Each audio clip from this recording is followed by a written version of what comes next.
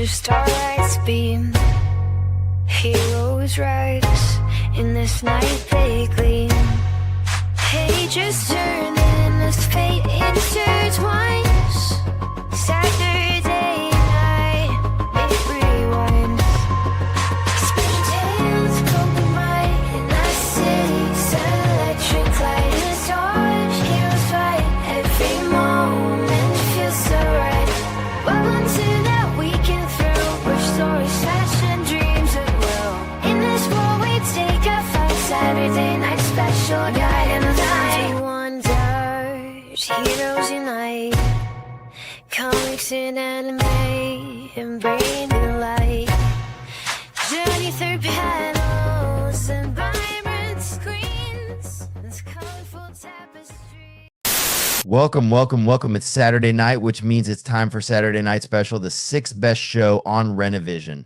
With comments such as, "For the love of God, let your friend stay where he's at," SNS, and "that channel is a rest area toilet bowl, and you don't need any more stinking up the best comic YouTube show going. And this is an absolute terrible watch. Such douche chills." How about we check in with Jedi Johnson and see if he thinks the boys are ready to start the show? I still think we're more prepared than SNS, even with the rush who did on the show. Well, shit, I hope you boys are ready to bring the mayhem, because an all-new episode of Saturday Night Special starts in 3, 2, 1.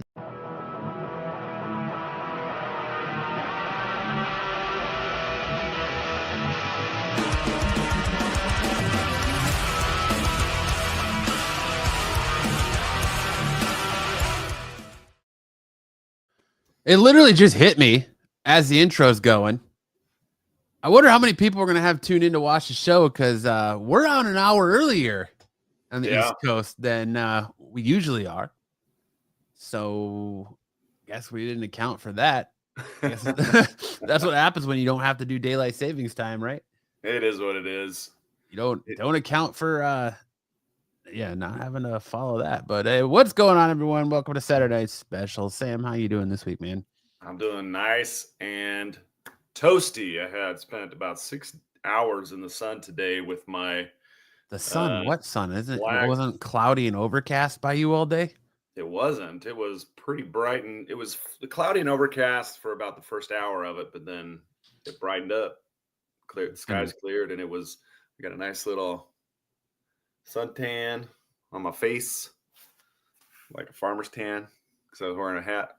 It's been cloudy and overcast here all day today, so yeah, lovely. Yeah, up around my house it's been overcast since we got home, but it was bright as could be during the football games. How about you, Dan? Just another week in the books. The whole family's been sick, so dealing with that. Today was San Diego Comic-Con day, so open tickets for San Diego Comic-Con went on sale. Hopefully, if you tried, the comic god smiled upon you and you were able to get tickets, which I thankfully was, even though I did kind of get screwed over out of one day, but who cares? I got screwed out of preview night. You can hit the beach. Yeah. I got screwed out of preview night because they say you have to buy. So in order to get preview night, you have to buy Thursday, Friday, Saturday, Sunday, and then you can add preview night. So I did that, and I was in the room checking out, and I guess preview night sold out when I was in the middle of checking out. So when I went to go submit my payment, it was like, "Oh, preview night sold out. You have to take that out of your cart." I was like, "What do you mean? I should just already get it. I've got it selected. Well, what are we talking about?" So I had to take that out and move on with my life, but that's all right. Dom bought tickets to San Diego Comic-Con as well, and he totally fumbled getting preview night because he thought he had to leave and then come back to get preview night tickets. Typical Dom story, I guess, there. So, but otherwise, it was all good, man. That's good, man. Well, I'm glad you got your tickets and you're headed out again. It's kind of an annual thing for you now. You don't ever miss, do you? No, it's just a fun little vacation. We get out of Arizona when it's 119 degrees, and we go to California for a week. And I usually take my family because my wife actually graduated from San Diego State University, so she's got friends out there that she goes and sees while I go to the con. So it's a good time. That's cool, man. Yeah, I like San Diego. It's a good town. Yeah, I love the weather, man. So much better than here. It is nice. So much better. I'll take gloomy and 75 over 119 any day. Well, we got no Sticks tonight. He's off in He's trapped in chaperoning another prom. He's chaperoning a Thanksgiving dinner, whatever that is. I didn't know those needed a chaperone, but yeah, is he trying to stop man. people talking politics? Is that what he's up to? I heard he's trying to stop people from deep frying turkeys is what he's all about. Oh, he's the firefighter. He's a fireman there. He is the deep fried turkey patrol. So standing by with his fire extinguisher. Yes, sir. But all right, what do you got on us for a show starter this week here? Well, I get to brag a little bit because I've done something. Whoa. What happened? There we go. Let's throw up the slideshow. Yeah, like removed you instead of adding the slideshow. Kim Kardashian lashes out at pathological liar psychics who told her she'd pass the bar exam. What's up, TK? Kim Kardashian is furious with the psychics who incorrectly predicted her future. You do have to study, Kim. You can't just let the psychics tell you. You do have to study. After she said ChatGPT gave her wrong answers. She's so dumb. that's the story I saw, is that she was pissed because she said ChatGPT gave her wrong answers. ChatGPT, was she doing like a take-home version? I don't know. But she just said that ChatGPT gave her the wrong answers, so she failed the bar exam. After she flunked the California State bar exam, Kim Kardashian put her anger on display in a TikTok video blasting the clairvoyants who told her she would pass the tough test. I'm just letting you guys know that all of the effing psychopaths or psychics that we have met with and are obsessed with are all effing full of shit. After a 6-year quest, which included taking the baby bar 4 times, which is just a practice test, the baby bar 4 times until she passed, the Skims founder was forced to put her legal dreams on hold after failing her first attempt at the bar. I'm not a lawyer yet. I just play a very well-dressed one on TV. It's so hilarious. She took 4 baby bars. I took the California bar in 2019, and because I was a practicing attorney, I only had to take the essay portion. What's up, Tyson? What's up, Chuck? I only had to take the essay portion, and I have to do the multiple choice. And the thing about the essay questions is that they basically just recycle all of the bar exam questions. So they have public access to all the previous bar exam questions. You can look them up, you can compile them, and you can see basically how they're going to ask these questions, because it's something like 30 years of bar exam questions that are available. And so that's what I did when I studied. But then get this, that when I took the bar, I bought a bar outline, bar study outline that was 1,000 pages. It was a book with 1,000 pages, which is like impossible. If they're testing on all that material, it's impossible to really know. So that's why the questions become really important, because then you can narrow down and say, okay, they're not going to ask me everything on every question. They're going to really focus on certain subjects that have a lot of kind of back and forth, exceptions to exceptions to exceptions, right? And so she can't even wipe her own ass. That Brazilian butt lift must smell like burnt garbage. Yeah, I bet it does. So I narrowed it down. It went from 1,000 pages to about 60 pages.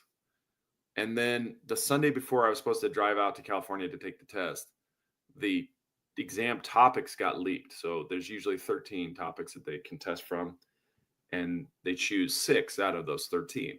And the topics got leaked by the Bar Examiners Association. And so my 60-page outline went down to 21, pages, which I memorized on the way to the exam. I thought it was just God looking out for me, saying, I bless you with the exam topics. Turns out I was taking the exam the same time as the son of the president of the Bar Examiners Association. And so that leaking of the topics, There was a coup. it was a coup. So if Kim Kardashian had taken the exam when she graduated law school 6 years ago, the same time I took it, she would have had a leg up, because never again will they leak the exam topics. That's never going to happen ever again.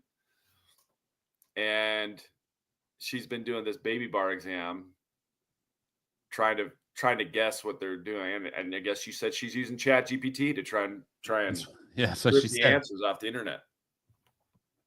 She said ChatGPT gave me the wrong answers for the bar exam. So she's so dumb, because you know what? The Bar Examiners Association will give you the exam answers. You don't even need to look up ChatGPT. You can go onto the bar examiners. If your lawyer, I mean, there's lots of lawyers who take multiple times to pass the bar exam. You know, my cousin Vinny wasn't. The third time was a charm. The sixth time was a charm for him. I just watched that movie last night. Yeah. So you know the scene. Yeah. Sixth time was the charm for me. But now I can also claim that I've done something Kim Kardashian has never done, besides not making a sex tape or avoiding making a sex tape. I passed the bar exam on my first try, California State Bar. Woohoo! Go me. Was it a 2-day test or 1-day test? So it's usually a 2-day test. Because I was a practicing attorney, I only had to take the attorney portion of it, which was an essay questions, which was only 1 day for me. We did stick around in California, in Anaheim. I took it in Anaheim, across the street from Disneyland. And we went to the beach and to the steakhouse. I've never been to Disneyland. I'm not really interested in starting now. So Derek Meyer said, I don't believe that. you don't believe? Which part don't you believe, Derek? He doesn't believe that you're a lawyer. I'm a lawyer. I'm a lawyer. He said, prove it. Prove it. Show us your degree. Okay. Well, you know what? There's this thing called the lawyer directory search. My California bar number. All over it. My California bar number and name are on the California bar directory. You're happy to look. I'd be happy for you to look me up. Yeah, Zaggy, I don't know what's going on. It was an update to StreamYard, I guess, and now like it made 2 rooms, so it made like the vertical. There's like a mobile version. Mobile and then web version. So just go over to whatever website and YouTube you watch it if you want the regular view. If you don't want the mobile aspect of it, I don't know what's going on with it, but yeah, he said, okay, I will. All right, yeah. Derek. Derek's on the case. Sam, Derek's on the case. Yeah, look up Sam Richardson Esquire. Oh, you know what's really cool? Let me grab something real quick. I can be super nude now. That's what you don't understand, Zaggy, is I always do this show naked from the waist down. I never have pants on. Never. But all right. So I'm actually a member of 3 state bars. California or Arizona was the first one. And I have my Derek said, what? I have my Arizona bar card right here. Oh, look at that. Okay. California did not give me a bar card. Your middle name is Chad. Yes, it is. It doesn't look like your middle name would be Chad. It is, though. I know. Okay. But then last year I got admitted to the Texas bar. And I That's think weird shit.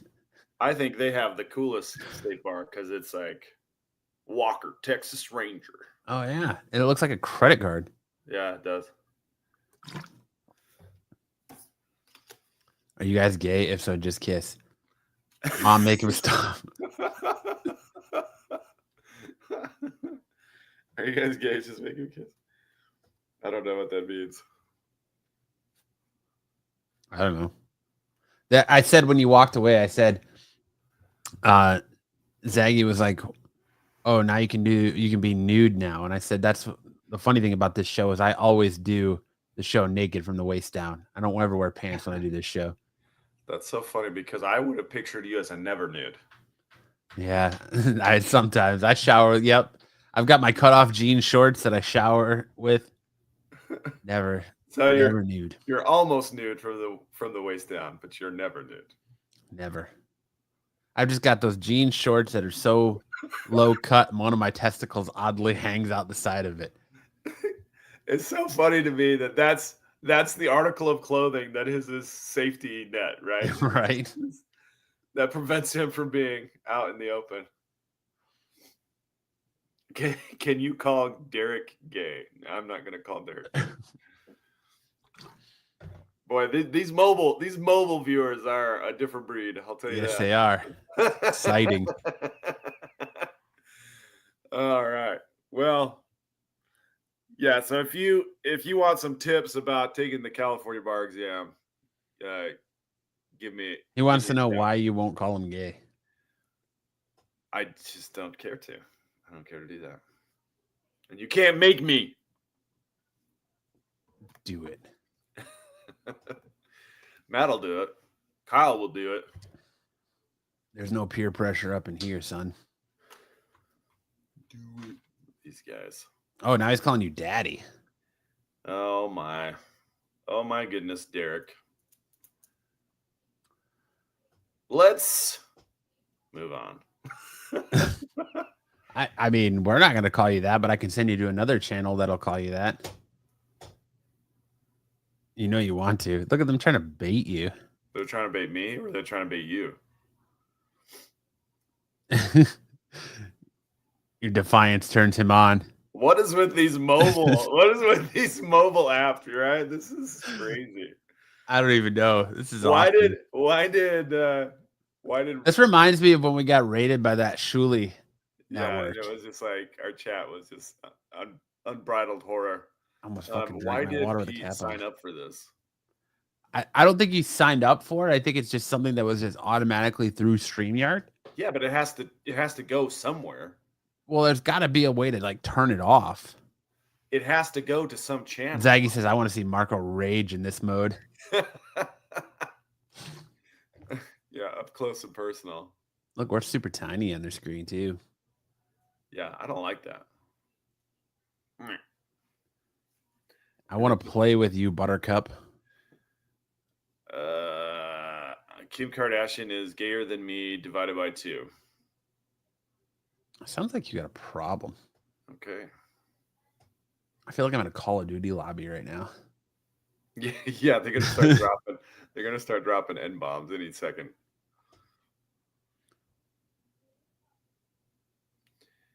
Tyson says I had to go to Renovision to get to full screen. There you go. Might have to. Like, I don't know why. Is it? TK says as you wish. Is it on the mobile? Is it on mobile version on YouTube too? I think so. Let me pull out my trusty cellular device. Oh. Let's see. Why is Sticks? Oh, it's both. It's doing. It shows both. up right. It shows up right on Sticks's. What's up, Watcher? What's going on, Watcher? Watcher found a way to go to the like. That's interesting. So on my. Oh wait. Yeah. So when I click on the Renovision one comes up the mobile way. Interesting. He wants you to dance. Sam will rap. If you stick around, Sam won't dance, but he'll rap. I'll rap. It'll be the best rap you've heard all night. Kim Kardashian having issues again, huh? Yeah, she can't take a test, and she put all her faith in psychics instead of studying. And ChatGPT. Derek says, "Please don't." It's too late. It's already on the docket. Huh? This internet has infected SNS. Yeah, I don't like the quality of the comments from the mobile viewers. Like, I love the quantity. I love the quantity, but it's like they're just getting whatever words they can get and then hitting enter. Mom, make him stop. Says, I'm sad. Why are you sad? Okay, this is not a therapy show. We're not doing that. Poop mouth. Are you reading the news? Eventually, we're reading the news. Eventually. And that starts right about now.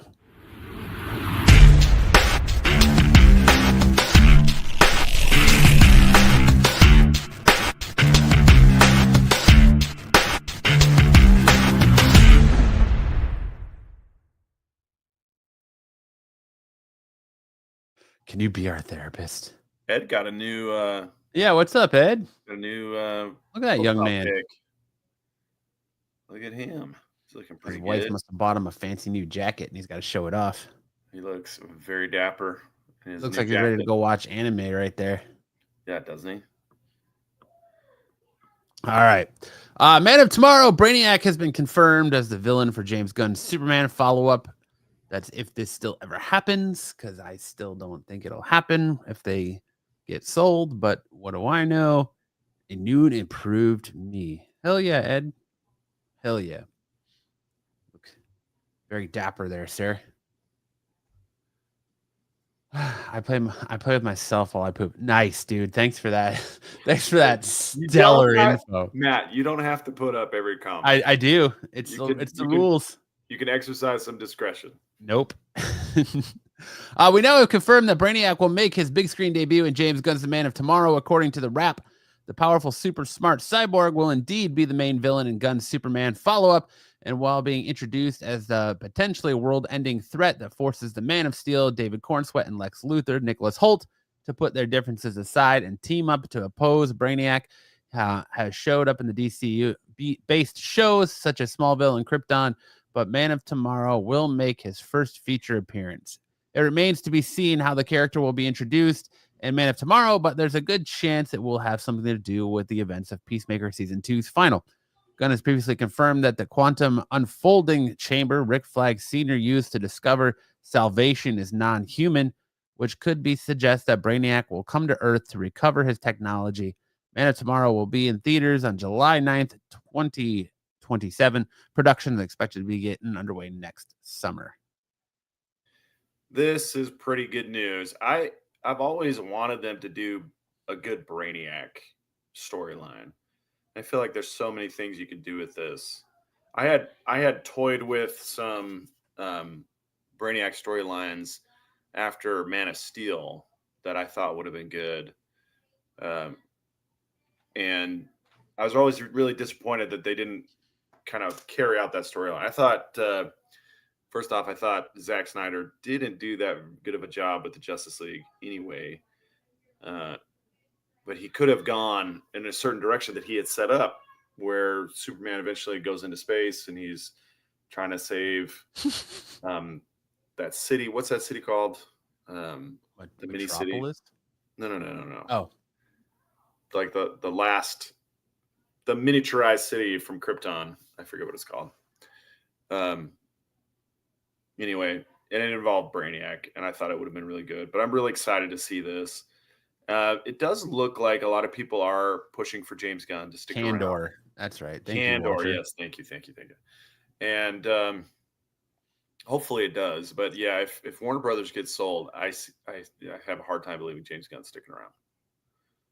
Yeah, I see him getting Das Boot as well. A lot of people don't seem to be on his side for whatever reason. But, bro, don't bro me if you don't know me. What the hell is going on in this chat right now?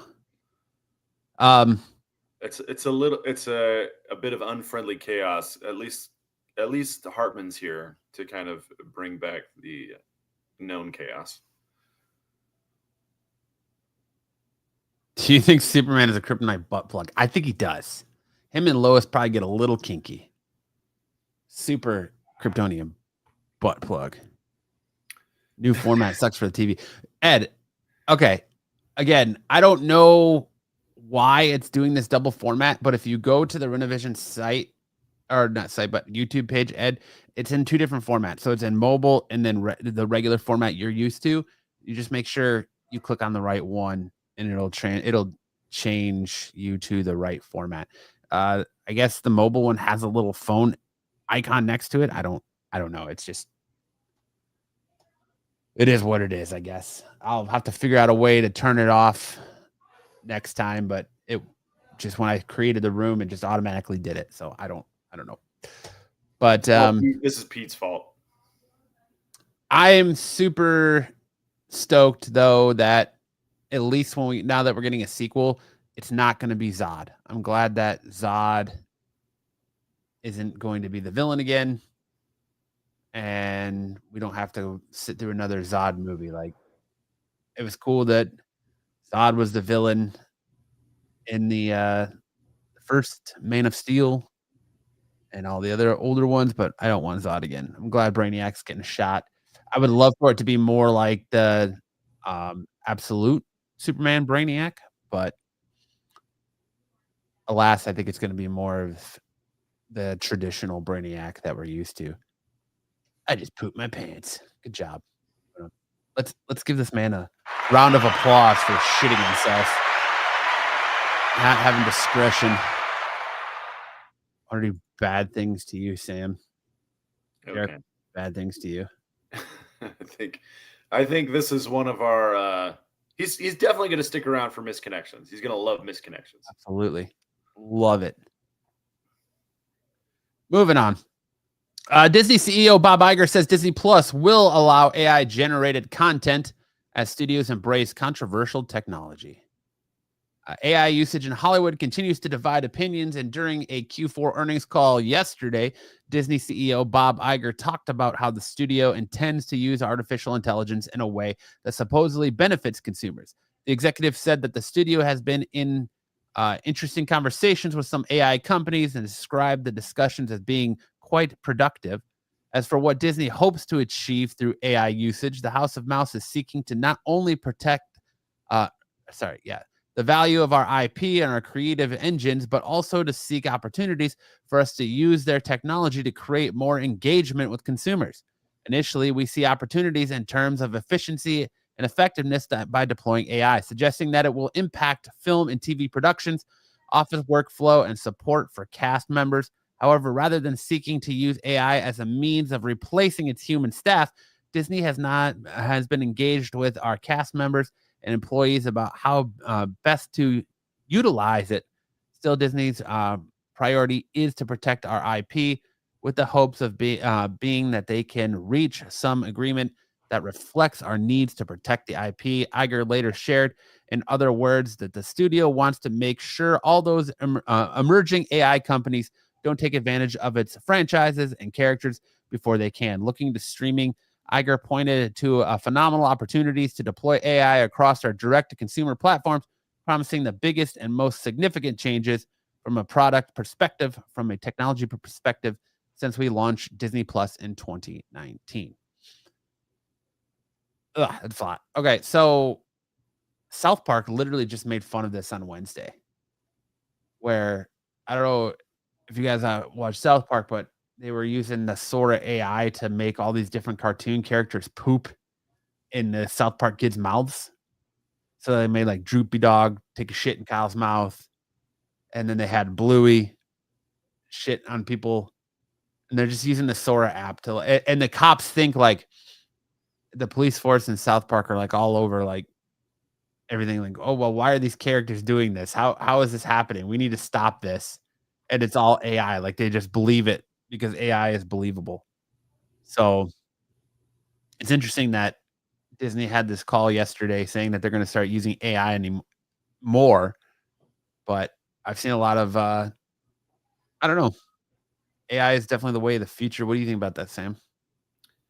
My buddy Brian, who I started the dodgeball league with, he has been creating a series of racist AI videos. Oh my God. It's Abraham Lincoln regretting the Emancipation Proclamation. And they're going back in time to try and undo it. It's quite offensive. It might be up some of these guys' alley here in the chat tonight, but it's but then about a week ago he said that Sora AI has put some restrictions on content that it produces, and so now it's just him and Abraham Lincoln going to the grocery store and smashing up soup cans and stuff. But some of them were pretty funny. Ed said, I don't mind AI in movies, just keep it away from my comics. Yeah, you don't want Chat GPT generating your comic book covers. Yeah, pretty much. That's pretty much what it is.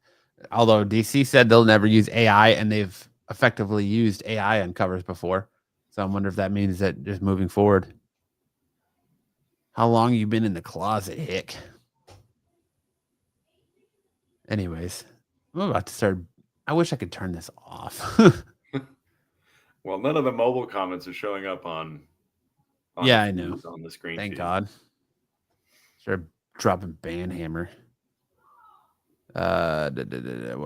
Watcher says people going to make Kim Possible and Spider-Man XXX movies on the big D plus. Just watch, like they already do on YouTube. Hartman is a shill for Skynet. Yeah, Hartman's been one of the leading voices in our chat for AI promotion, and he does use it quite a bit and to make some pretty entertaining stuff. So it's not all bad, but yeah, I like the shit that people make on Sora, like the fat dude getting blown away in a hurricane, the raccoon getting blown away in a hurricane, people falling through things. Like, it's just crazy the amount of stuff people are making on Sora. Yeah, it's true. And all of this AI content requires huge amounts of data centers, and those data centers require huge amounts of municipal water resources to keep cool, and everyone's water bills are going way up as a result. AI will just become another subgenre like anime, animation, 2D, 3D. I don't know. I think it's here to stay, and I think you might as well just get used to it. Skynet is here.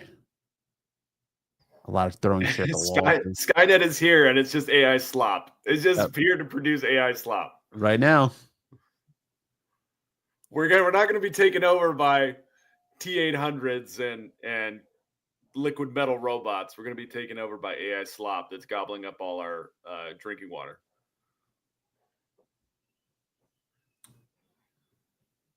Three-Eye Atlas, man. That's all I'm going to say. Three-Eye Atlas is broken up on under the pressure. Did it? Yeah, it broke up into 16 pieces. Ooh. Or did I don't know if that increases or decreases its danger or its risk to the Earth. Or did it just separate smaller craft from the mothership? Yeah, maybe it broke up. Maybe that's Voltron going into its component parts. There you go. February's Ultimate Comics will introduce the ultimate version of Luke Cage in a new Avengers.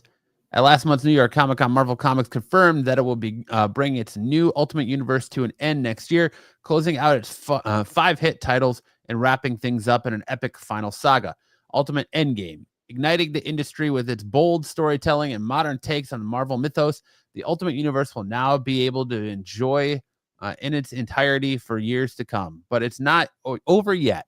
Today, you can get a sneak peek at what's to come in Marvel in March 2026, including the final issue of Peach Momoko's Ultimate X-Men, the 3rd chapter of the Ultimate Endgame, and new issues of Ultimate and Ultimate Wolverine. The final issue of Ultimate Spider-Man and Ultimate Black Panther will hit stands in January, but their cast of characters will continue to play key roles in the Ultimate Endgame, which brings the line's various heroes and plot threads together for the final showdown with the mastermind behind the Ultimate Universe, the Maker.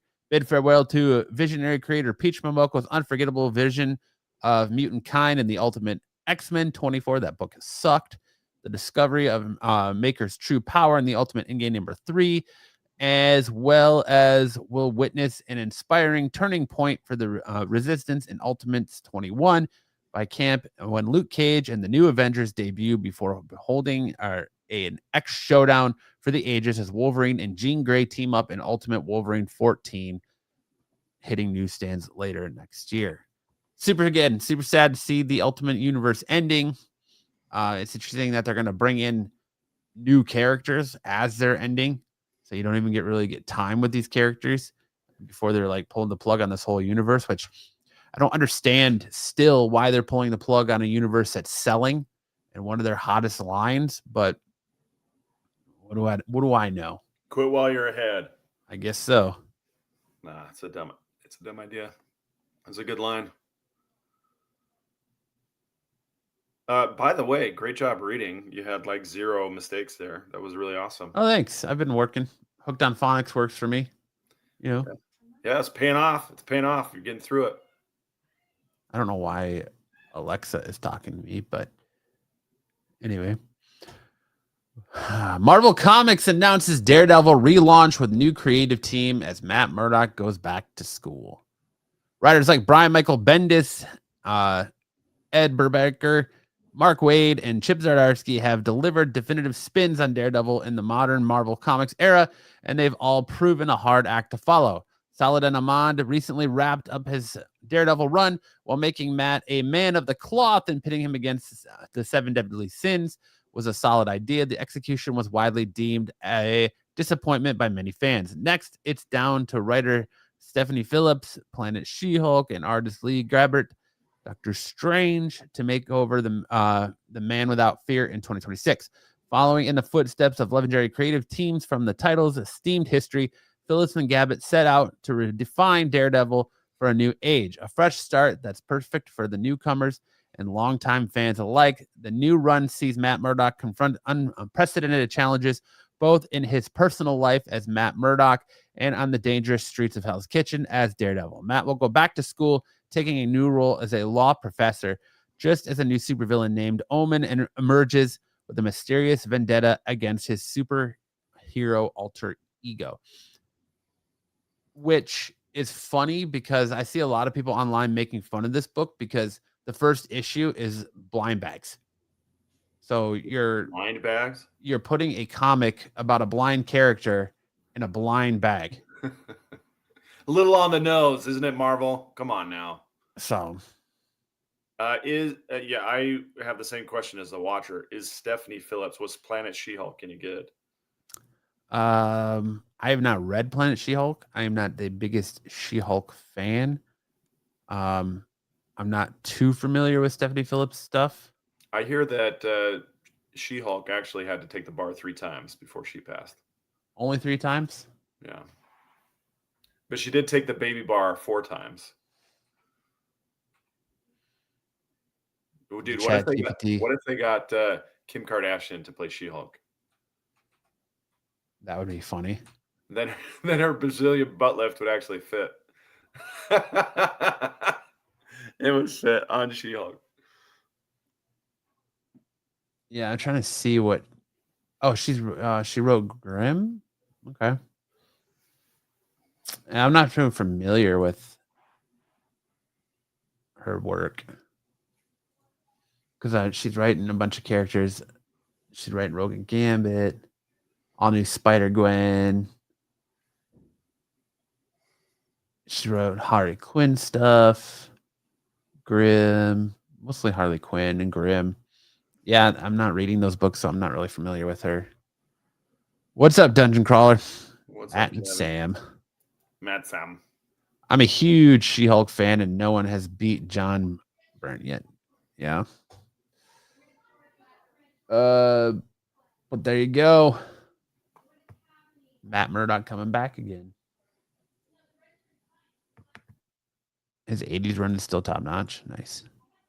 That's it for news. Now we hand it over to Samuel to get you filled in on some big news in the world of anime. Watch your ears.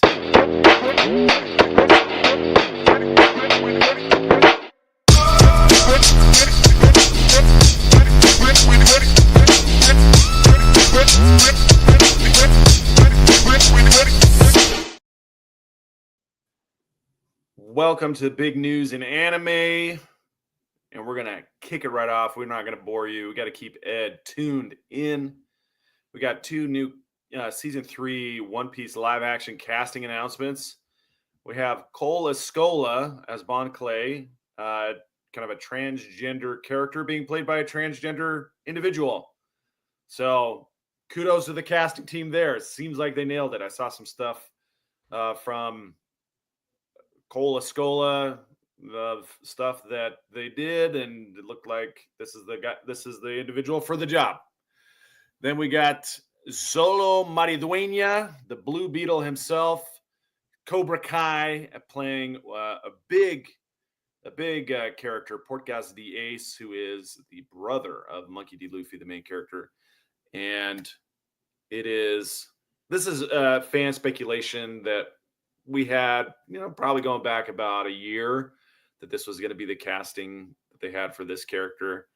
And they announced it on the 11th, earlier this week, in an Instagram post where Zolo was sitting there with a script, and he kind of lowers it down. He's like, okay, let's do this. And he called out to Iñaki Godoy. Kiki, they call him Kiki. He said, let's do this, Kiki. So yeah, we're looking really, this is starting to really shape up the season 2 cast introductions and trailers and spots that they've done look really good. I'm really looking forward to this in March. March 10th is when season 2 drops. They are going right into production of season 3 right now. They're not going to wait, because if they wait much longer, the cast is going to Stranger Things 5 and just be so old that they can't play the characters anymore. The character the actress who plays Nami, for example, she's probably the oldest in the main 5 cast, and she's already 30. So if she waits much longer, then she's going to be 40, 45 playing a 19-year-old, and it might just not work as well. So hopefully they can get a few seasons out of this cast before they have to recast some of the main roles. All right, and let's move on. For all you K-pop Demon Hunters fans, they did announce K-pop Demon Hunters 2 sequel will be eyeing a 2029 release. That seems like a long ways off. That's a lot of paychecks between now and then to keep my Netflix subscription hot. But could be worse, I suppose. This was something that just popped on all our radars. We didn't know how long it was going to take, how long it took to produce. But this is what Sony Animation was producing instead of Into the Spider-Verse or Across the Spider-Verse 3. And it's gone on to be Netflix's top watched movie of all times, with something like 330 million views on their platform. It was also the most popular costume IP this Halloween. Every group of kids had at least one K-pop Demon Hunters costume in it, if not the whole set. So this is a big one.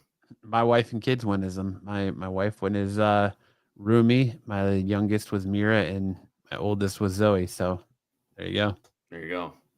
But I feel like that's, man, with the way they're producing movies, like 4 years in between films, like you're asking a lot from the kids that are like at that age right now to hold on. 4 years, that's a big gap. You're running the massive risk of nobody caring.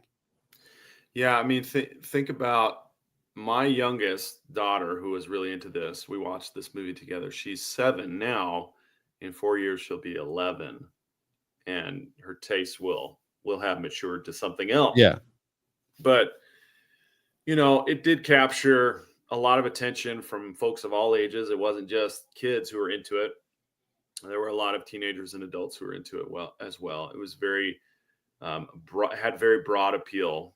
And so if they can use this time to get good writing and good animation and good music, then it'll be time well spent. But only time will tell if that actually comes. I wonder if they'll use the third installment of the Spider-Verse movie as kind of a gauge. Because I guess it's been what? When did the second part of Spider-Verse come? 2023, 2023? Was it 23 or was it 22? 22. It's been a few years. It's been delayed 2 years, right? So Into the Spider-Verse was 2018. Cross the Spider-Verse was 2023. Yeah, so 2023. And Beyond the Spider-Verse is 2027. About 4 years. So it's about 4 years. So I wonder if they'll use that as a gauge if people don't come back because they don't care. What if they'll then ramp up K-pop Demon Hunters to come out before 2029? I don't know. I don't know. The 4 years for this quality of animation, though. I mean, it's hard to complain when you have really good results. Styx is chaperoning a Friendsgiving. Friendsgiving dinner. So he couldn't be here because he had to chaperone. All right, this is kind of anime influencing the real world. We have a newly discovered shark species that has been named after Pochita from Chainsaw Man because it has a very similar looking snout. It's called Pochitacera, which means Pochita saw. Patricia Canale, I think Patricia is the researcher who discovered the species, but this is what it looks like. It's an illustration of what it looks like, and it does really resemble Pochita. But the researcher apparently is a Chainsaw Man fan because she was the one who got to name it. Because, sharks aren't already terrifying enough. Let's add a fucking saw to their face. Let's make it even worse. Yeah, just the chainsaw blade coming straight out of its nose. It looks like a drill almost coming out of its face. Pretty cool. Pretty cool how the anime world is starting to influence the real world with these types of things.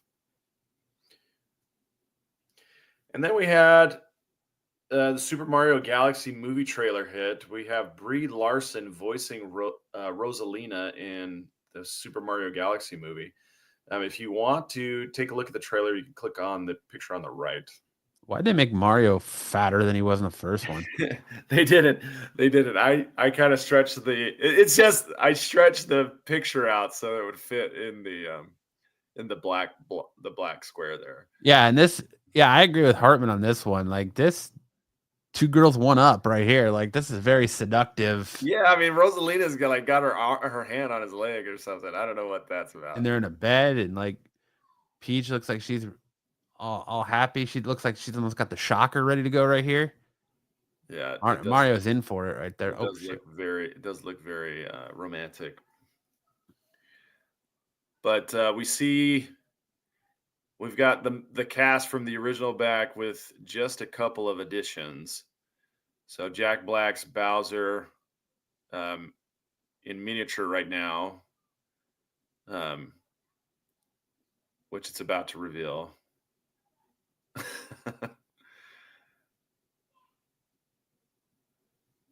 So we've got Mario, Luigi, the miniaturized Bowser Castle, and he's coming out to confront the brothers and trim some hedges. Just a lot of little comedic sense things. It's like he's in an insane asylum or something in this little miniature castle thing.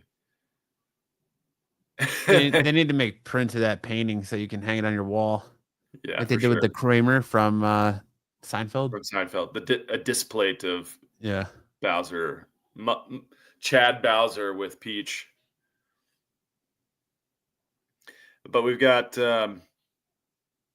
Charlie Day back as Luigi, Chris Pratt back as Mario, Anya Taylor-Joy as Peach, and Brie Larson as Rosalina, and then Benny Safdie as Bowser Jr.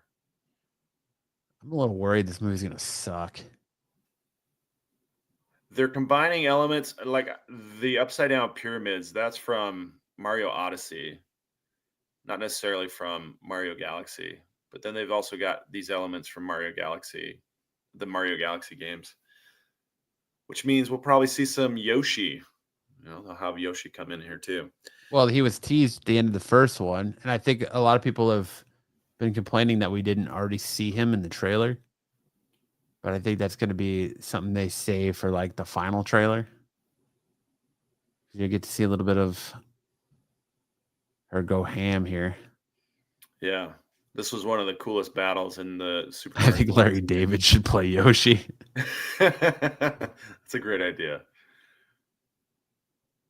But yeah, there you go. There's the Super Mario Galaxy trailer.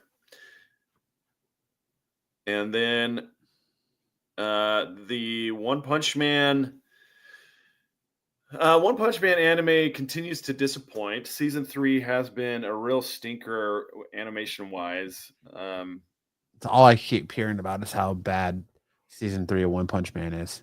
Like, I watch it and I'm like, okay, maybe I'm just spoiled and I'm not really giving it the due. Maybe if I looked at it with fresh eyes. Each new episode, I'm like, let's look at it with fresh eyes. And each new episode is just as bad as the one before. It's just really, really disappointing how little effort they put into animating season 3. They call it One Frame Man because they'll have just like a JPEG or a PNG of a character just kind of sliding through a frame. There's no animation. The mouth won't move. Their favorite character to animate is a character who has no mouth, so they don't even have to animate him talking. It's a monster called Gyoro Gyoro, and it's just really, really frustrating to watch. They did an iconic battle between Garo, who's kind of the focus of the season, and Monster King Orochi. That was so bad. It was just the worst. And they did a battle like this in season 1 and season 2 that were so much better. And JC Staff Studios did season 2. And they're now doing season 3, and they haven't even matched the quality of season 2, which was a huge downgrade from season 1. I don't know why they couldn't get Madhouse to do. I don't know why they couldn't get Madhouse to do the animation. Madhouse was who did season 1. I wish that they had Madhouse doing the animation still, because Madhouse nailed it. They were so good, and they've had so much time.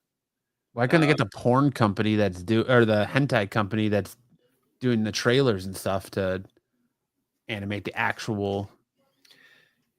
That's such a good question. That's such a fair criticism too, because you will have more care put into jiggle physics on anime girl boobies than you have had on One Punch Man season 3. In one scene of a girl just like bending over and then her boobs are just like blip, blip, blip, blip, blip, blip, blip. That has more effort put into it than you'll see in season 3 of One Punch Man. Now, that said, the manga is still moving forward, and the webcomic is still moving forward. And the webcomic has hit another climax regarding the Mad Cyborg. And we're just about to find out who the Mad Cyborg is in the webcomic. For those of you who need a refresher or who are not familiar, Saitama's sidekick, Genos, his whole purpose in life is to find the Mad Cyborg and kill the Mad Cyborg that destroyed his family and forced him into becoming a cyborg. And the twist is kind of a Memento level twist, is what we're finding out. It's really, really cool. So if you're not a fan of the anime, like I'm not really a fan of season 3, I hope they get someone better. There he is. What's up, Dom? What's going on? We're just chatting about One Punch Man. If you want to read the manga, you can find it on the Shonen Jump app. You can find it on the Manga Plus app. It is really good. You can also go back and read the webcomic that's written by one. There are English versions of it out there, translations you can find that are really, really pretty good. So hopefully the animation quality picks up. It was a little bit better in episode 5, but still, there's so many things. I'm like, why did you make that choice? Why did you do it that way? And I just would really like to see a much higher quality. I've seen a lot of people online talking like one of the animators in episode 5 was super excited and super stoked about it. I was like, no, well, just wait, guys. Episode 5 really kicks off. It kills it in episode 5. And then episode 5 airs and he just responded with, oh my God, what have they done? Like just super disappointed in it. So it is very disappointing. You know, the irony is with all this AI stuff, like this is making a huge case for using AI. This is making a strong case for AI because the animation done by human hands is really low quality. It's really poor. Nice. And there are fans who are just going online and they're doing it themselves. And some of them are not using AI, and some of them are just using their animation tools, and they're killing it. You can find fan animations that are excellent. A quick question. I'm sorry to interrupt. I'm sorry I'm on late. I thought that I was you guys were coming at 9. I didn't know you came out at 8. I'm sorry. That's one thing. But 2, you guys already talked about the AI thing, which you just brought up, that there are AI stuff that's on that is phenomenal, and it's like, holy shit, how come these big studios can't do that? And then people complaining. There's a balance between AI.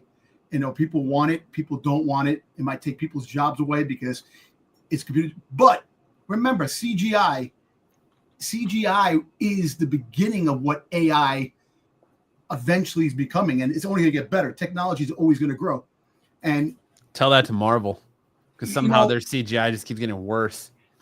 I know, but what's funny? But the crazy thing is that people complaining about a lot of AI stuff, and I'm for it for a lot of reasons, like shows that we can get some good stuff quicker and better without like big Hollywood movies that are doing it taking forever. We're on this planet for a short time, and if we have to wait for what we want to see, it's taking a lifetime, 10 years. You see something, it didn't even scratch the surface with the stuff that we want to see because they're so far behind with technology. But AI is that technology where they can actually move up a notch quicker than ever before. And if you're for it, you're not for it, it is the future. And hopefully we do get a lot of good things with the AI stuff, and I praise it because I've seen some stuff that is questionable, and I've seen some stuff that's like, holy shit, this is what we need. And the watcher said, Don Don has amazing animation. And I love Don Don. Science Saru is the studio that does Don Don. JC Staff is just they're base planting. They're doing such a terrible job with this property, and it's such a good IP. I mean, it sells T-shirts, it sells merchandise, it sells books, and then they're giving us a half-ass effort on the anime. Like, come on, guys! If you guys will just nail it, people will want to watch season 3 and season 4 and season 5. But this is painful. It's painful. Look, I don't watch One Punch Man. I've seen One Punch Man maybe a little bit, but I haven't really got into it. I know what One Punch Man is. It's kind of like the quality of animation. Think about it. Back in the day, Gargoyles. Remember Gargoyles, the first 2 seasons, how great the animation was, and all of a sudden the 3rd season, it sucked. Like, what happened to the animation?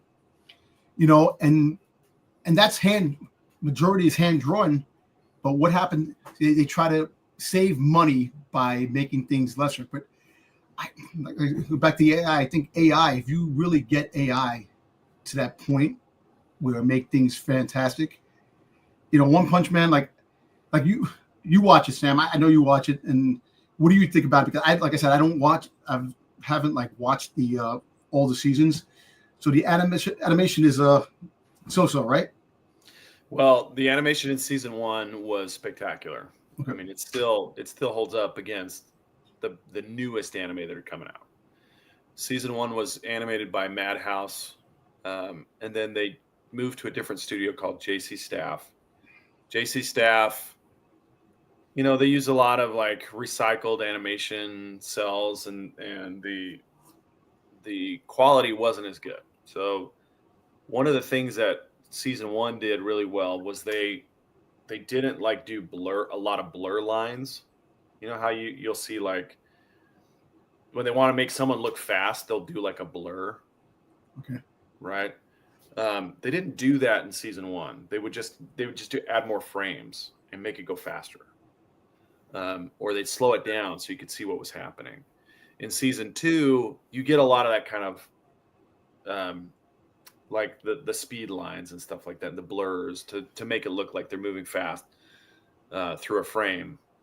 And then in season 3, like it's like a slideshow. It's like a PowerPoint presentation. Oh wow. There's like long segments where you have like 9 frames, 9 images that are just kind of like sliding through the frame. It's just a JPEG that's just sliding through the frame. And it's just awful. It's the worst. And then people are taking those and saying they go to Sora AI or they go to some other AI, animation AI, and they say, let's do this with this scene. Yeah. And then putting it out. And it's not a ton better, but it's actually got animation. It actually does stuff. So it's just really frustrating. If you want to make the case that human artists should be paid a fair wage, don't do stuff like this. Do stuff like they're doing at Science Saru. Do stuff like they do at Madhouse. Do stuff like they do at Toei Animation with One Piece right now. It's really high quality stuff. That's kind of like the writing too. The writing, you want to pay writers so much money. They want this money, but give me some good quality shit. Put some good stuff out there.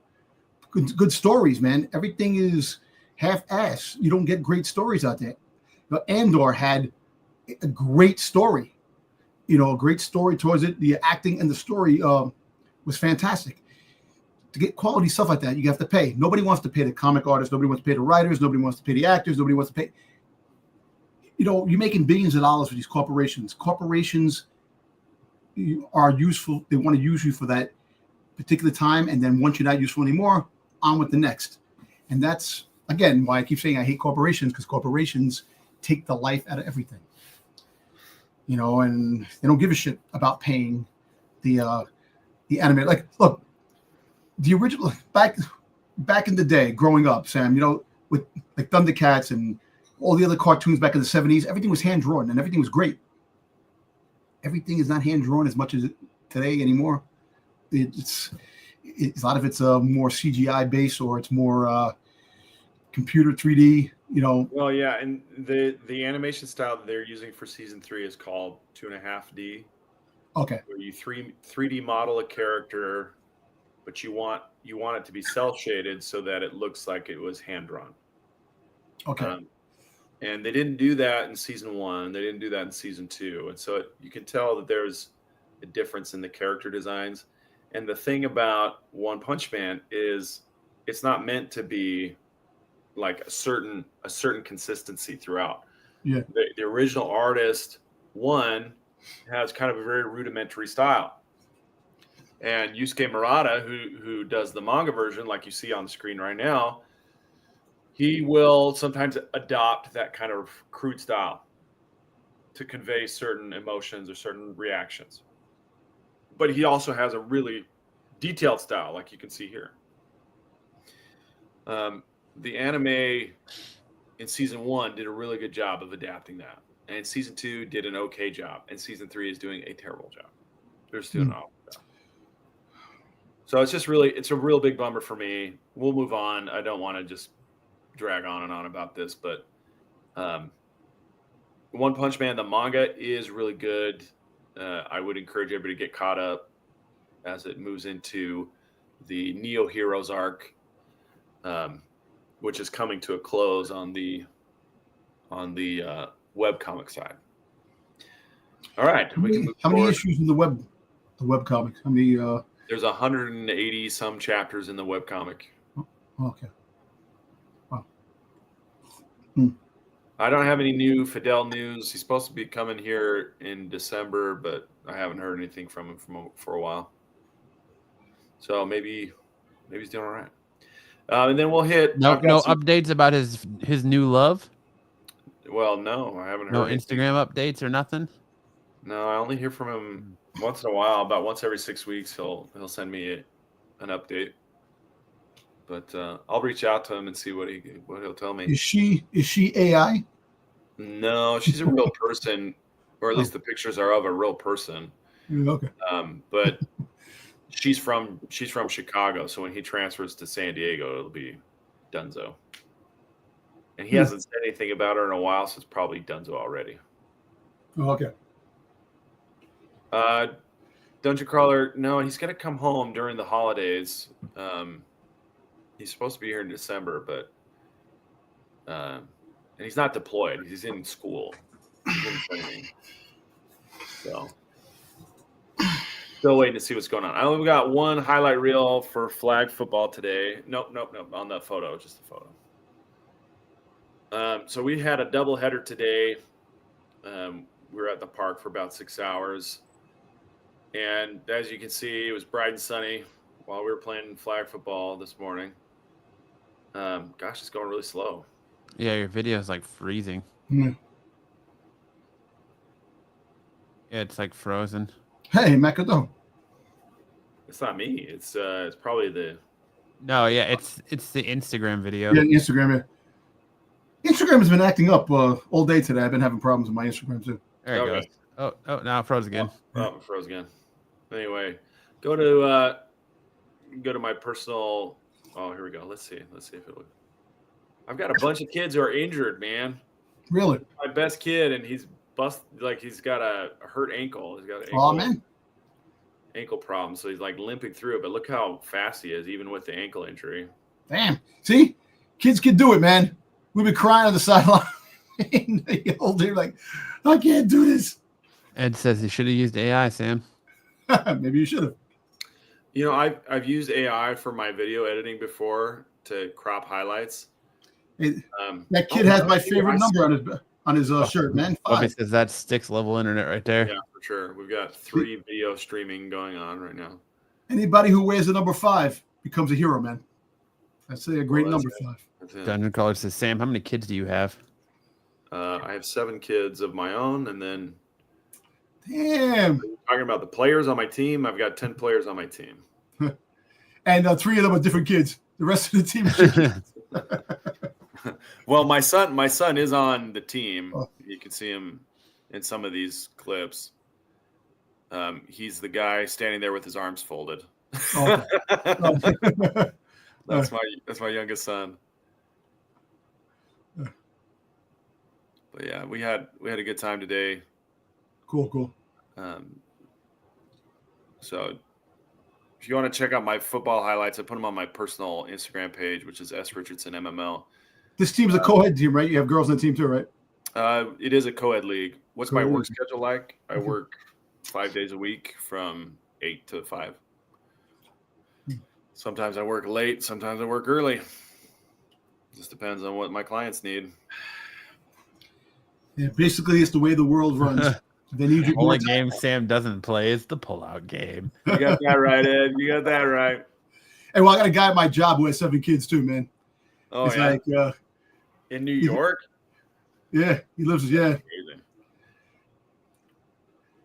I tell him every time I'm looking at the Instagram, I go, "Is that one of your kids?" Is that one of your kids? They all have a good chance of it. I can barely do it with 2. I don't know how you do it with 7, man. I don't know about that, Tyson. Number 5 has been the day Dom Tober arose, man.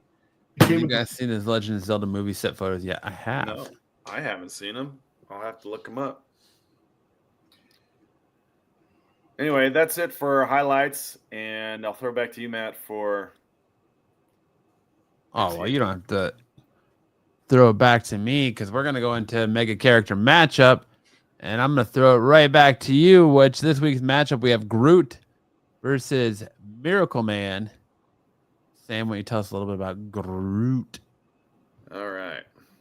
So Groot has a very, kind of low to middling intelligence, 38 to 40 out of 100. Limited verbal communication, but tactical and empathetic. He has a 70 out of 100 strength. Superhuman strength can lift several tons, enhanced by absorbing wood. Speed is 20 to 30 out of 100, so he's slow compared to speedsters. Relies more on the reach and growth of his arms and other limbs. Of his wood. His wood. Durability is 85 out of 100, pretty high. He's got dense wooden hide that resists gunfire, explosions, and fire. He has 75 out of 100 for power. He has got chlorokinesis, which means he can control plants. He has regeneration, growth, and elasticity.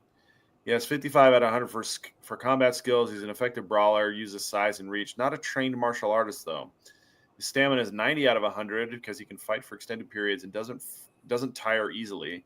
And his regeneration is 100 out of 100 because he can regrow from a sprig or splinter, near immortal resilience.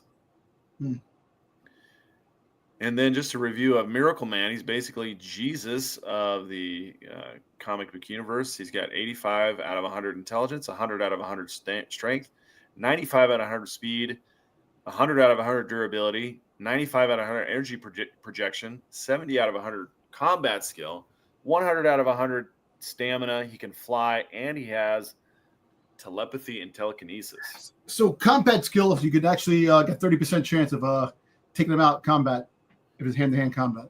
I don't know that that's how it works, Dom. I think if you think of this as like cards, it means that there are 3 cards that could beat it.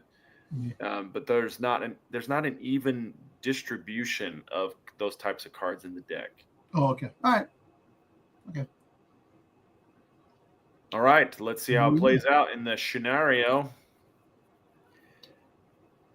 Welcome to the Forest of Eternity. The battle begins in a vast alien forest on a newly terraformed world. Miracle Man arrives, intent on reshaping the planet into a utopia with his reality-bending powers. Groot, protector of all plant life, sees this as a threat to the natural order and rises to defend the forest. Groot grows to colossal size, towering over Miracle Man, his limbs stretching like skyscrapers. He summons the forest itself, vines and roots lashing out to bind Miracle Man. Miracle Man calmly resists, his near invulnerability shrugging off the crushing force. With a gesture, he unleashes a blast of quantum energy, vaporizing the vines around him. Groot regrows instantly, reforming from splinters and sprouting dozens of duplicates to overwhelm Miracle Man. The battlefield becomes a living jungle army. Miracle Man, however, manipulates matter itself, turning Groot's duplicates into harmless dust. His reality warping powers bypass Groot's regeneration, striking at the very essence of his being. Groot makes a desperate move, encasing Miracle Man in a cocoon of living wood, attempting to suffocate and restrain him. Miracle Man simply utters Komoda, his transformation word, and erupts in a surge of cosmic energy. The cocoon disintegrates, and Groot is blasted apart into fragments. Though Groot could regrow from a twig, Miracle Man's energy manipulation ensures no fragment remains viable. Verdict: Miracle Man is the winner, while Groot's regeneration and plant control make him nearly immortal against most foes. Miracle Man operates on a cosmic reality-altering scale. He can erase Groot's regenerative potential entirely, making this a decisive victory for Miracle Man. He never really stood a chance. Miracle Man picks up the win, and we're gonna see one of the worst pain somebody could have is a splinter. So I don't know if yeah, Miracle Man loses because he gets a splinter under his fingernail. All right, next week, Miracle Man will face this blue one right here. Shocker. Jeez. Oh, Miracle Man will be there for a third week. Exactly. Shocker. Give him the old shocker. What a shocker. The old 2 in the pink, 1 in the stink. All right. That's going to bring us into... Are we going to bring back Dom? Makes a porno on SNS tonight? No, sadly not. Nah. we're going to move into our best and worst covers of the week. Leading us off, we have this Nightwing 132 cover D, Elizabeth Torque variant. I really hope that this is technically an unfinished cover in the promo art, because if it's not, it's terrible. Don't worry, Bruce has like 5 of them already. Probably. I wouldn't put it past him. But just the rough lines, unfinished product. The face is really detailed compared to everything else. But if this is finished, oof. Scary. Next up, we have the Amazing Spider-Man 16. This David Marquez variant. This is a new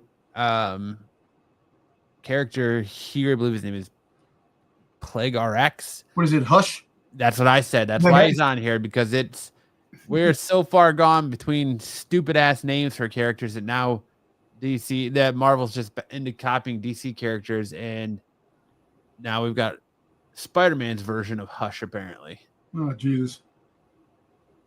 I bet, Tyson. What'd you say his name was? It's supposed to be, I believe, Plague RX. Plague RX. Yeah. Nice. I'm telling you, names. Look, movie ideas are all done, and now names are all done. If you really think about it. Oh yeah, lots of. There's no originality anymore. But the cover's not bad looking. It's Spider-Man's not that bad. It's not that. It's much better than that damn Nightwing cover. I'll tell you that. Yeah, I mean. Oh yeah, full on makeout session. It's just not. I don't know. I'm sad. This cover makes me sad. Originality is expensive. Yes, it is. Bet it is. Because they're like, oh, Batman's not selling good. Batman Hush isn't selling good. Let's just go ahead and move Hush over to Spider-Man and Change his name. Change his name to Plague Doctor RX, and we'll call it a day. Is he using a stethoscope as a weapon? He is, as a whip. So is he like a doctor? Is that his thing? Apparently, I would say so by the name. Yeah. ASM has been bad. Really? I've enjoyed it so far. But moving on, we have this Captain America #5, Ben Harvey cover. Who is this in the middle here? Because that doesn't look like Thor to me. No, that is Thor. It is Thor because you have Giant Man behind with his I know who it's supposed to be. But it doesn't look like Party Thor. Boy Thor. And he's got like iron nipples, or it's like he's in the middle of a cupping session. Yeah. Over here, because I don't know. Yeah, That face too. It looks like Tony Danza is cosplaying as Thor. It looks like Thor's getting cupped down the bottom too. Yeah, there you go. That's why he's smiling. I don't get why he's in space and Rocket didn't seem to like Rocket. I remember. Yeah, it's just split. Like they have the street level stuff and space, so it's like the same title but two different stories going on simultaneously. I don't know. It is a lot to kind of grasp right now. I agree with you there, Dungeon Crawler. Hardman says, "Village People Thor." I can get behind that. Next up, we have Frank Miller, Nova, Centurion. Frank Miller #1. It looks like Nova had some work done, a little bit of Botox injected into his lips before he took off into space, while he shows you his Marco level man nipples on his Frank Miller is chest getting there. so much mileage out of this pose. Dungeon Crawler says this one's good for him. He's getting so much mileage out of this. The direct head on, knees kind of sticking out. Can you name a single one of his recent covers that wasn't this pose? No, all the same because all he does is just turn them a little bit every time. So like the one where he's in the water or like Wolverine's in the water, it's the same photo just turned upside down. You know, it's just he just quickly Taking some turns the shortcuts. image, outlines the body, and then draws a different costume and head on him. That's it. I like the 1 in 100 supposed to be the same thing without the trade. Without the trade dress, yeah. Mhm. And I still don't understand why people are spending $100 on a Frank Miller cover, especially when they're this bad. People are dedicated to their artists, man. It's like Liefeld. A lot of people love Liefeld. You know, a lot of people like their artwork. You know, they're artists and they're very true. They're troopers. And I like how his finger here looks like a literal piece of shit. Huh. It looks like a literal deuce that someone just dropped. I thought he had something in his hand. The way it looks, he's like holding something. I mean, I don't know how a finger becomes detached like that on the end, but who am I? I don't know how Marvel agrees to say, all right, let's go. That's great. Let's do it. Well, I don't know how it's because it's Frank Miller. It's name alone. I know. Hey, Frank Miller's got he's a legend, man. That's the whole thing. He'd be perfect for an Adult Swim studio. That's true. Frank Miller needs to finish All-Star Batman. It isn't perfect run, but still want it finished. No, he's gonna make another. He's gonna go back to the Dark Knight world again and just make another installment of the Dark Knight after Avid Children or whatever it was called. You might as well have him start drawing Ultimate Batman. Oh God, please no. He's a hulking Batman the way he did Batman in Dark Knight Returns. Yeah. I'm just gonna draw every comic book character as though the lead singer of the Misfits is gonna be that character. Every character is gonna be as I would picture them as Danny DeVito is cosplaying that character. And he's kind of leaping. He's kind of doing a leap directly at the audience and directly at the reader. Yeah, you're right, Watcher. You're correct. It was part of the Dark Knight verse. It was the Dark Knight prequel. I wonder if it's a stencil. That's what I'm saying. I think it just turns it. He puts it in Canva or whatever art program he wants. I assume he still draws on pencil, so he probably just puts it in Canva and then turns it a little 90 degrees and then prints out the blue lines and then traces over everything and fills it in. Well, think about it. It could be AI too. You see how bad AI sometimes the arm, the fingers are, sometimes the hands. You get 6 fingers. You know what? Maybe he's taking it from AI. He's taking it from something. Something. Moving on to our best covers of the week, we have this Absolute Flash number 9, this John Guyon variant, cover B on Absolute Flash. I think that's badass. As he's running through the Speed Force. Again, he's good. That's cool. Super badass cover. Although the teeth look a little weird. There's a little too much detail in the teeth for me. But still super badass cover. Absolute Flash, I've enjoyed it. I find it kind of confusing because for a while there, it was taking place at 2 different points in time at the same time. So it was kind of confusing on what you were reading there at the beginning, but it's been pretty good.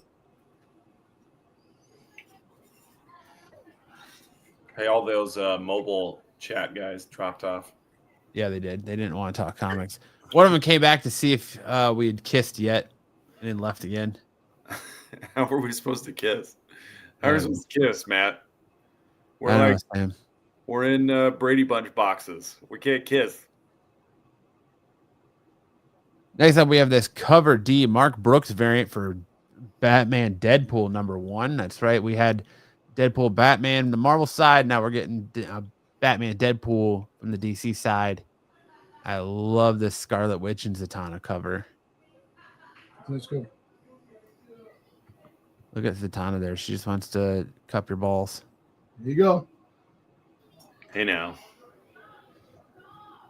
Julia Roberts has a lot of teeth, but few complain. Thanks, Ed. True. It's all in how you use them. And then we have this Cool cover too. Batman Deadpool cover C Lee Bermejo variant with Doctor Doom with Joker in a chokehold or by the neck. Super good cover. That's cool. I love that. Joker's got like a dead man switch bomb on his chest. Well, Doom's getting ready to punch him, and he's like, Doom ain't worried about that.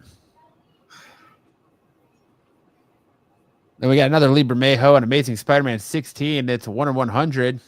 Amazing Visions Virgin variant. "What is the point of that cane?" Just beaten down.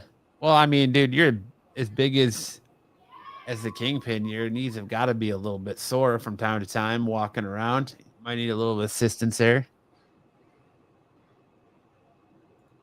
Super Junior RPK dropped a scoop saying Toby is the Spider-Man for Doomsday. Yes, I've heard that. He's supposedly going to be the Spider-Man of Loki's TVA team of different heroes from different time periods. The rumor about the Amazing Spider-Man 3 with this guy at the possibility. Tobey Maguire. Or not Tobey Maguire, Andrew Garfield. Andrew Garfield, yeah. They've been saying that for years, so I'll believe all speculation. But now, I don't know. Listen, like I said, people put stuff out there, but you want to hope that some of it's real, But what's even realer is Sony looking to hand the keys to the kingdom to the Disney kingdom to finally do the Spider-Man stuff and give them the lay of the land, or that's still in the works because Sony lost a lot of money with all that damn shit they did. So. Yeah, but why? I mean, why? They can still continue to co-produce the movie, keep the trademark to them, and have Marvel make movies that are going to make way more than a Sony produced movie. Why don't they just rent out Spider-Man and let them rent and get paid, and let them be part of the Marvel universe? And that's essentially what they're doing. I know, but the rest of the other characters, I want to see like the bad guys, like Kraven and Morbius, and those guys show up in the MCU and be part of other factions. Like you don't just have Spider-Man villains in Spider-Man movies; you have Spider-Man villains throughout the MCU. I mean, I think you're going to see more of that, but I think right now, like I really think you have to wait to let the bad taste that people had about the Rhino from Andrew Garfield's Spider-Man 2 and now the Kraven movie kind of dumped all over that. And I think Venom, Madam Web as well. Venom's coming because you've got that piece of the symbiote that's in the 616. So yeah, the Venom symbiote is coming. There's a lot of talk about Marvel rebooting and making not Marvel, but Sony rebooting the Venomverse and making an Agent Venom movie. So I don't know.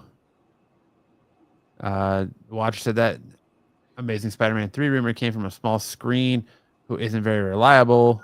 Based on rumors I've heard that Tobey Spider-Man 4 is most likely. Screenwriter Tomlin has given updates on it. I think Tobey, I don't know if Tobey would really come back for a full-fledged solo movie. Like, okay, the Avengers Doomsday thing makes sense because it's multiversal, but I don't know how much Tobey really wants to come back for a full Spider-Man. And like, why? I don't know. I feel like we're all living in rose-colored nostalgia glasses here because Tobey and Andrew are no longer Spider-Mans for a reason. Do we forget how awful Spider-Man 3 was? Like, do we really want another Tobey Spider-Man movie when Tom Holland is doing a fantastic job? No, he is doing a fantastic job, but isn't it time to hand the reins off to maybe like a Miles Morales or a Miguel O'Hara? versus revisiting an old 50-year-old or close to damn near 50-year-old Tobey Maguire. Yeah. Well, listen. Apparently, Miles Morales is supposed to be in Brand New Day. So everybody's in Brand New Day. So we'll see. Everybody's in Doomsday. Everybody's in Secret Wars. Everybody's in everything. Until you see it, and nobody's in there at all. I mean, I don't know. I don't want to see like 65-year-old Tobey Maguire in a Spider-Man suit. At some point, like, I don't want to see him in spandex anymore.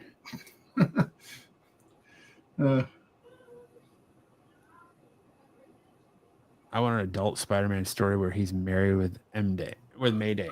Yeah, I like a renew your vows type thing, or I get what you're saying, and it would be cool.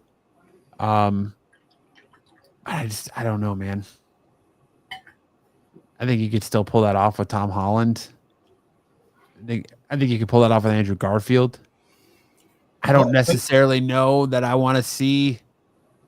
I mean, have you seen Kirsten Dunst lately? She's looking a little rough. So I'll I tell don't you know what, if man, you that's when necessarily the want her to come AI back as an comes in. older MJ. The AI comes in with the AI generated stuff that actually you can get the stories you want to see on the screen, and that's the future. That's the future of what things are going to happen. Everything's going to be AI. So love it, hate it, it's going to happen. And now that, like I said, now that Disney's opening the door for content creators, people who do movies and stuff like that, and film, and you can do shorts and stuff like that they're going to put them on their platform. Hey, Dungeon, don't joke about that, because I wouldn't put that past Marvel to try that out. Disney loves them some Pedro Pascal. Oh, Jesus. They put him in everything. Frank's Red Hot. They put that shit in everything. Then we have this Wonder Woman 27 Carrie Nord variant. I really like this cover, man. I love the way she's kind of just standing there. She looks a little bit like AJ Lee from the side there, Dom. Yeah, a little bit, yeah. Just love the kind of sudden rise over the mascara with the stars in the background coming out. I like the side profile of what appears to be a younger Wonder Woman. I just think it's really, really well done. It's a unique, different cover. There's also a nice David Nakayama on this book, where it's just that front facing, but I just like this profile one better. But yeah, that's a pretty cool cover. I like it. Watcher says, me personally, I don't care how old they are. I'm down to see Toby again. They should give him a fourth film as a swan song and set up Mayday trilogy set in the Raimi verse. If Hugh can do it, Toby can do it. But he can't, dude. I don't think he can. Hugh Jackman is a different beast than Tobey Maguire. Like, look, we all want to see the swan song. I think Doomsday and Secret Wars would be the swan song of these characters when they do happen, when the everything is reset. You're going to see everybody in action, all your heroes from the original X-Men series, all the original characters from Spider-Man, Toby, Andrew, and it's all going to reset, man. And that's it. There's your swan song. That's what they're counting on. And like I said, the Miles Morales Miles Morales and Mayday are probably the Spider-Man moving forward in the future if they do it, because that Disney definitely wants to have a woman as Spider-Man, and they definitely want what's his face? We just say, I'm drawing a blank now. Miles Morales, yes, Miles Morales. They want live action Miles Morales. That's the future of Spider-Man. We're going to be getting that. Tom Holland's going to probably be on his way out too as well. So eventually we're going to be getting that. That's the future, and like I said, we'll see the swan song in Doomsday and Secret Wars, and they'll go out with a bang. That's what we're going to get. Oh, their money's 100% on wanting Miles Morales as the future Spider-Man in the MCU, but yeah, definitely. Mayday, I don't think so. I think they want to get more established. I think we see Spider-Gwen before we see Mayday Parker. Okay. Like that's just me. Like, Spider-Gwen will be introduced when we get the Miles Morales live action stuff. That's when we'll get to see Spider-Gwen. They won't just make it; they'll make it as she's part of that, and then spin that off. And that's what I wanted Oscar Isaac to play Miguel O'Hara, but he had to go and be shit ass Moon Knight instead. Well, he's not. Did he quit being Moon Knight? Of what I heard. He hasn't quit, but he's like, I'm not really interested in doing anything for Disney right now. Yeah. Yeah, Feige said they can't have Miles in the MCU until the Spider-Verse movies are finished. So once the third Spider-Verse movie is finished, then he's fair game to use in live action. So they asked them not to touch Miles until that movie's finished. So Yeah. I'm sure he will be in the MCU. Eventually. I think in the next couple of years we'll find out. Oh, I love these Dreadnought covers. At this cover, see Ben Oliver Dreadnought War Part 2. Torch, baby, Torch. Beautiful cover. Yo, listen, they're feeding me good, man. They're giving me the Dreadnoughts, man, and Zartan's coming soon. Damn, that panel in that book with all the Dreadnoughts, what the hell? All those, it's like Dreadnoughts you've never seen before. Which they're really making it a big thing. So the Dreadnoughts are definitely a huge thing in the Energon universe. I'm a happy man, and that means we're getting Zartan. Can't wait. But I do love these covers, man. These are awesome covers. Dom's crossing his fingers big time. Oh, yeah. No, come on, man. Listen. These covers are so cool. I had to get two of them. I had to get the, another Ripper, man. Come on. Yeah, you got to get these, man. It's got the Dom seal of approval. Oh, yeah. Once you have my seal of approval of that. Dom, got to get this cover. Hell yeah, man. Shit, I'm still working on the other cover, the Zorana freaking on the bike. Then we got the Superman Unlimited number 7, this cover E Nimit Malevia variant. I think that's cool, just like the Flash one. I really like that. Just the kryptonite coming out of him all over the place. Paws. All over his face, neck, and chest. It's good stuff. That's cool. And then, of course, we got Godzilla Destroys the Marvel Universe number 5, 1 in 50, Mark Brooks Virgin variant. Really well done. I always love they put Spider-Man like in the thick of things all the time. He just did it one Marvel guy. You know. He's got to be there. Listen, they got a Godzilla book coming out next year, the Infinity Godzilla Infinity with the Infinity Gauntlet, the friggin' these stories for Godzilla. Like, you know what the great thing is that IDW loaning out Godzilla, throughout the Marvel universe, the DC universe, and crossing them over with everything. 2025 has definitely been the year of Godzilla. Yeah. I'm still waiting for Godzilla versus the Transformers, man. I want to see that shit. You want to see Godzilla just cuck Optimus Prime, huh? No, I want to see Godzilla fucking goddamn fight with the Transformers and G.I. Joe. That'd be a nice freaking goddamn crossover. And then the Ninja Turtles in there just for good measure. Hey, they've already got the Ninja Turtles versus Godzilla. Coming soon. No, it can't. First issue came out. First issue came out this week. You got it? There you go. Oh, nice.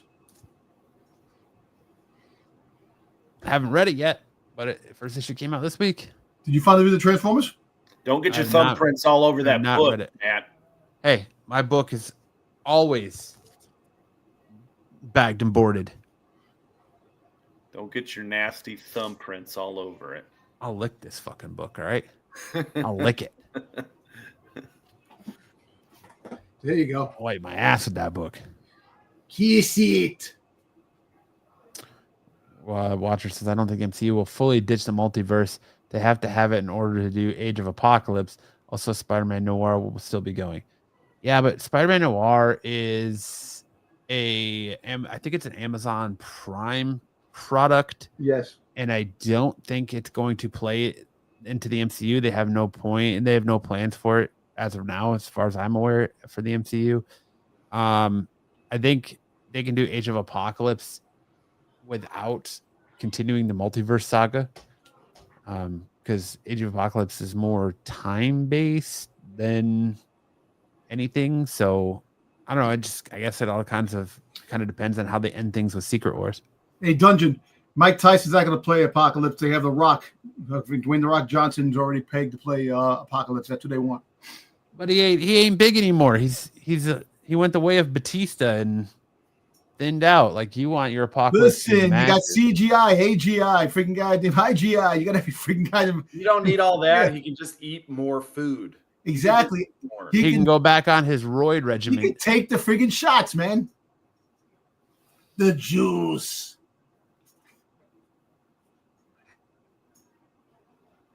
And that's it for Best and Worst covers of the week. Now we got our first appearances this week. We had a couple of them.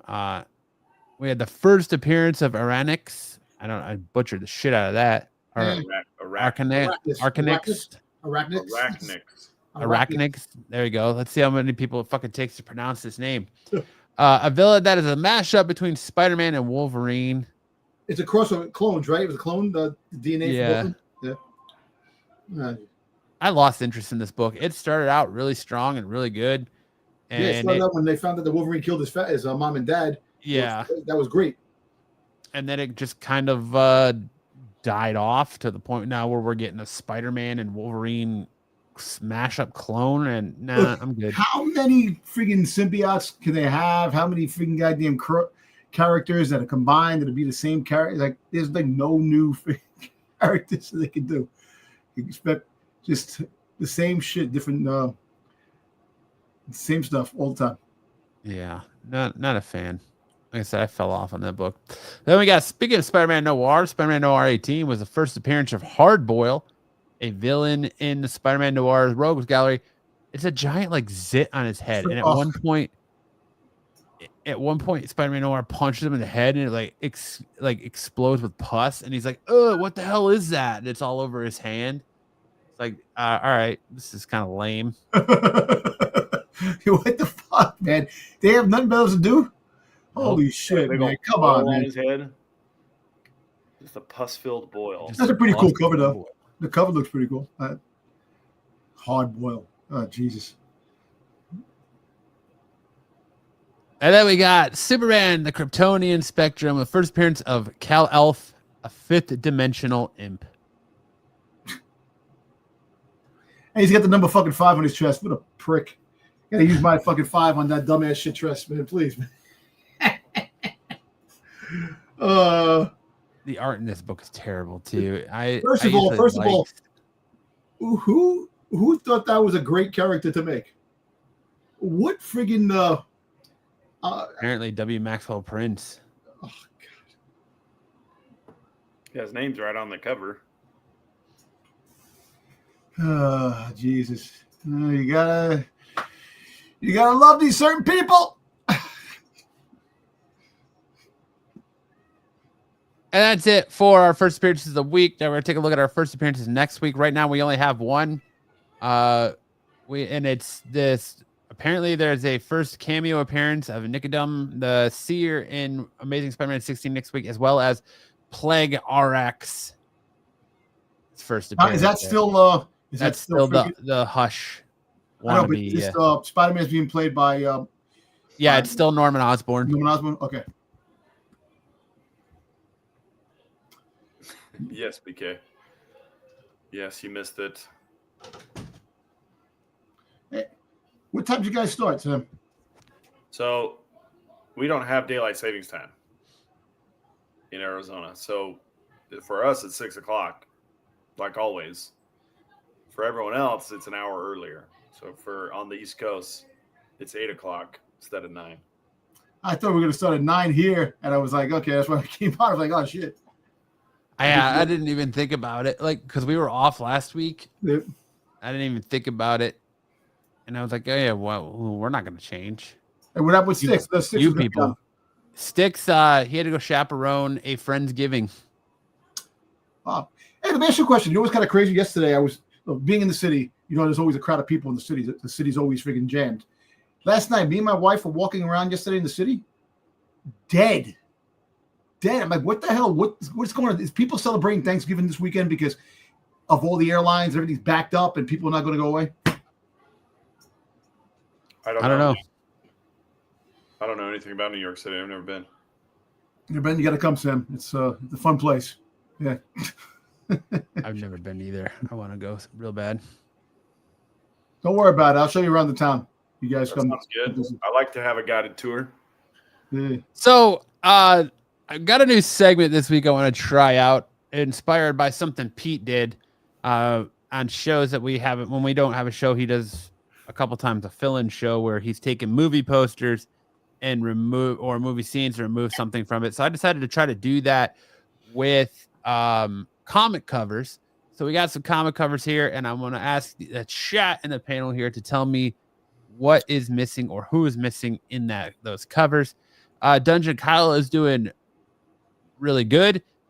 He is just trying to find a setup that works for him with his back, because his back's still not completely healed, and a chair that works for him. And we're going to probably eventually, hopefully, see much more Kyle moving forward as he's trying to make his comeback.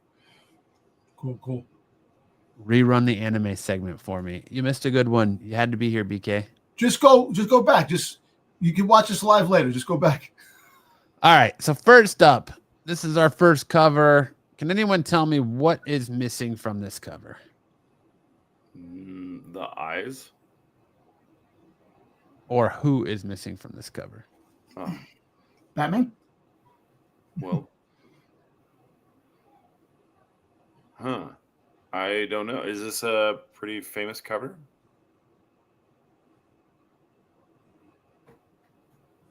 Peggy says eyes. Seems like his eyes are missing. Nice. Yeah.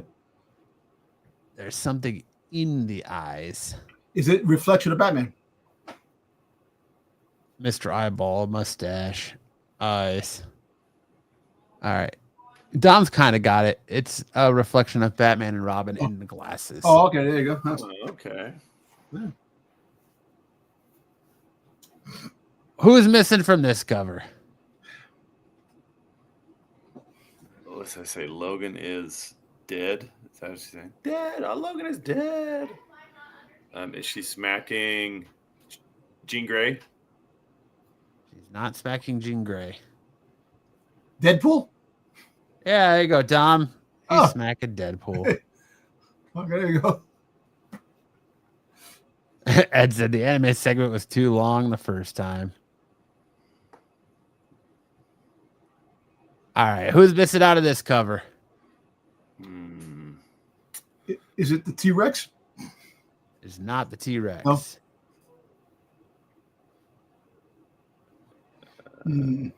Who would Doom share a cover with? Don, did you get any? No, my books didn't come yet. My books didn't come yet. I got 2 books. Maybe next week, hopefully. The Invisible Man again. Close, Luke.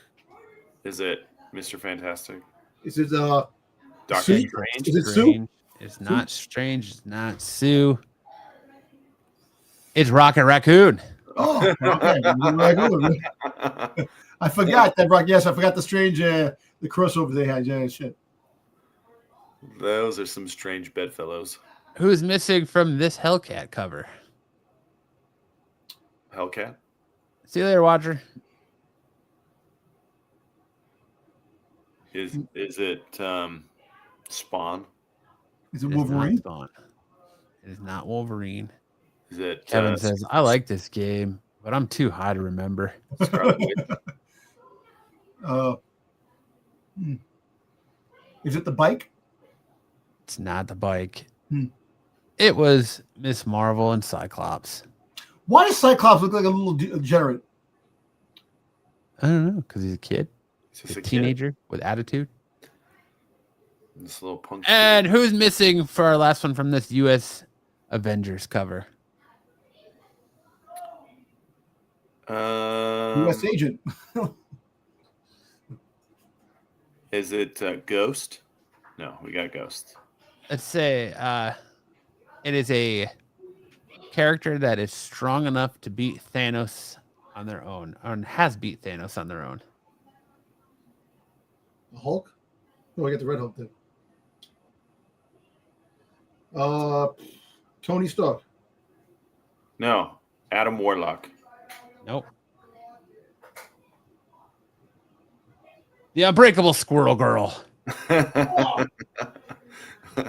Squirrel All right. Girl. Maybe this segment isn't gonna work.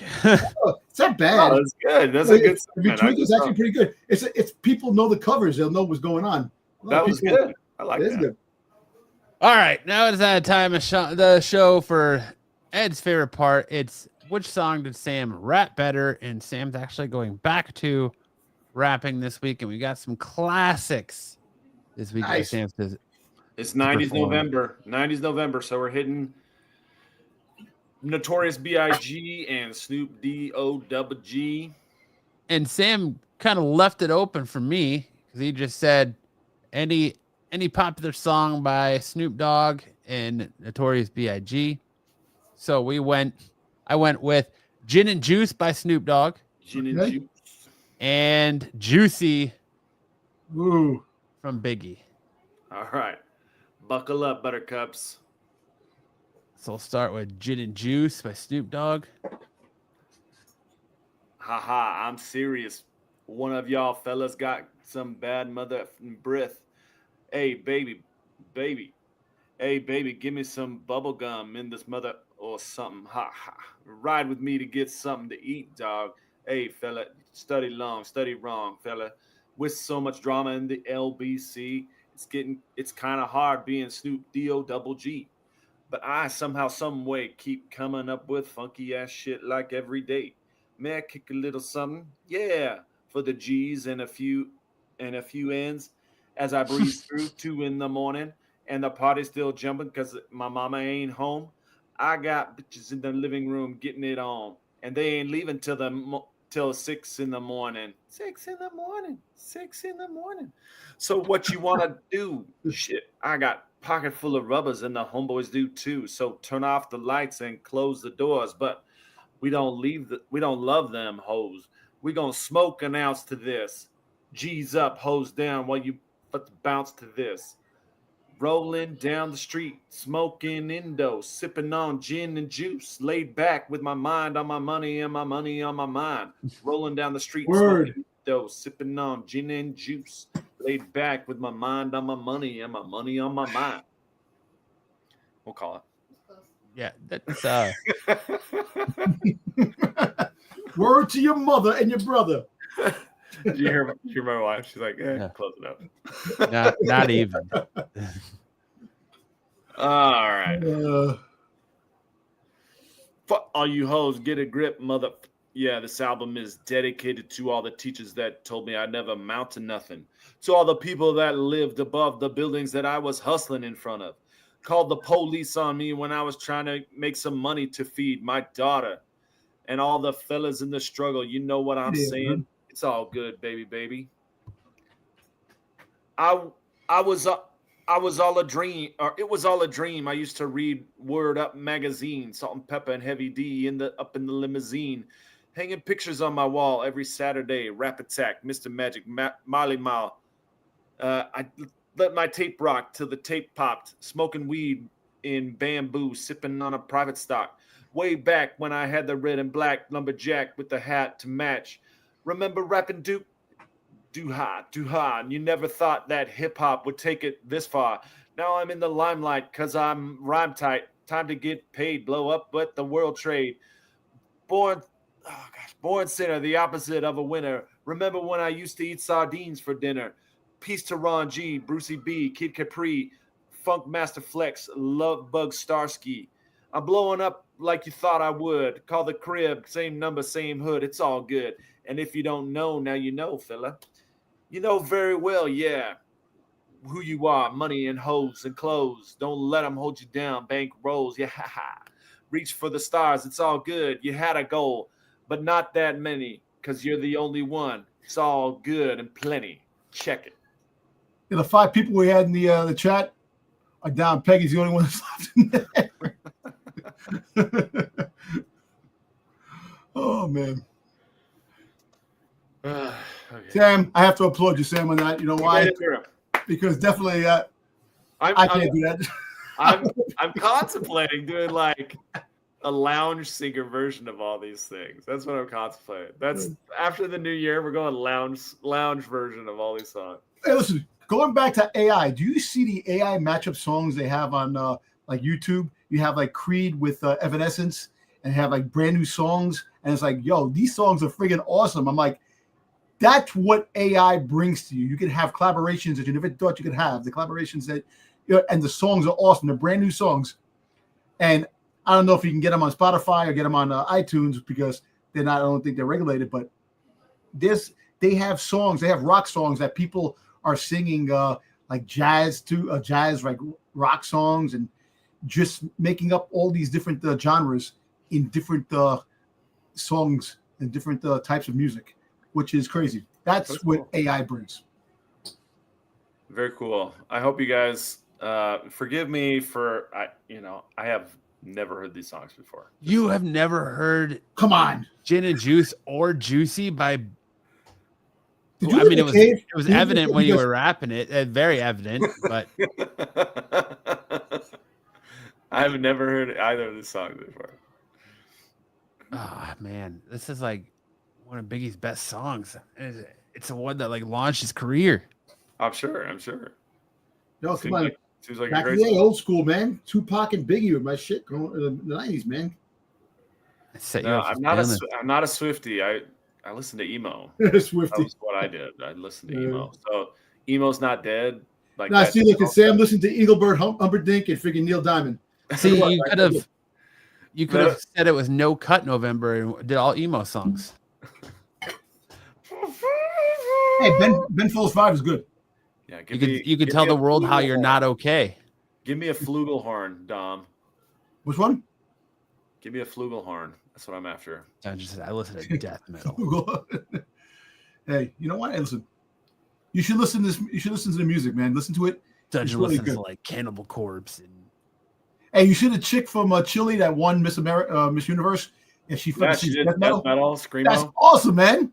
Yo, that's beautiful music to my ears, man. Tyson says, Sam, you're even way too white for me, and I'm Scottish and Ukrainian. Oh shit. Yeah. All right. And that brings us to the last part of our show, the part of our show where, it sends people running for the hills saying, I don't want to talk about chicks and or dudes and hot chicks. I just want to talk about comics. It's time for Missed Connections.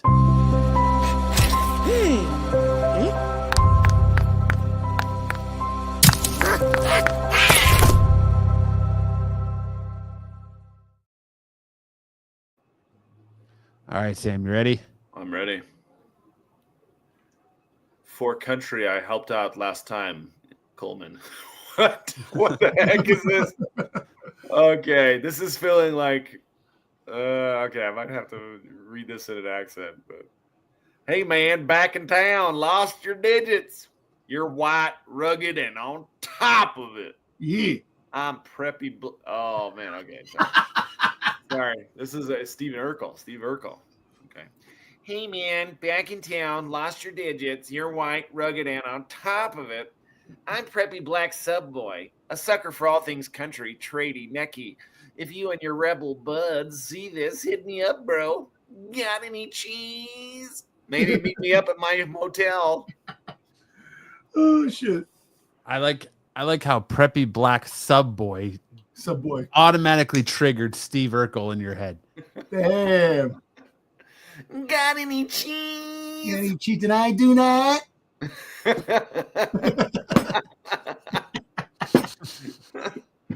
That's great. Mexican guy, Suitland. 25 Mexican guy looking for an older dad to bond with. Like to follow orders and toyed with. Take me out to dinner, drinks, and grope me. Love to role play and fantasy. Wearing uniforms or gear. Freaky older men are fun. Dang. We're on to you, Bruce. We're on to you.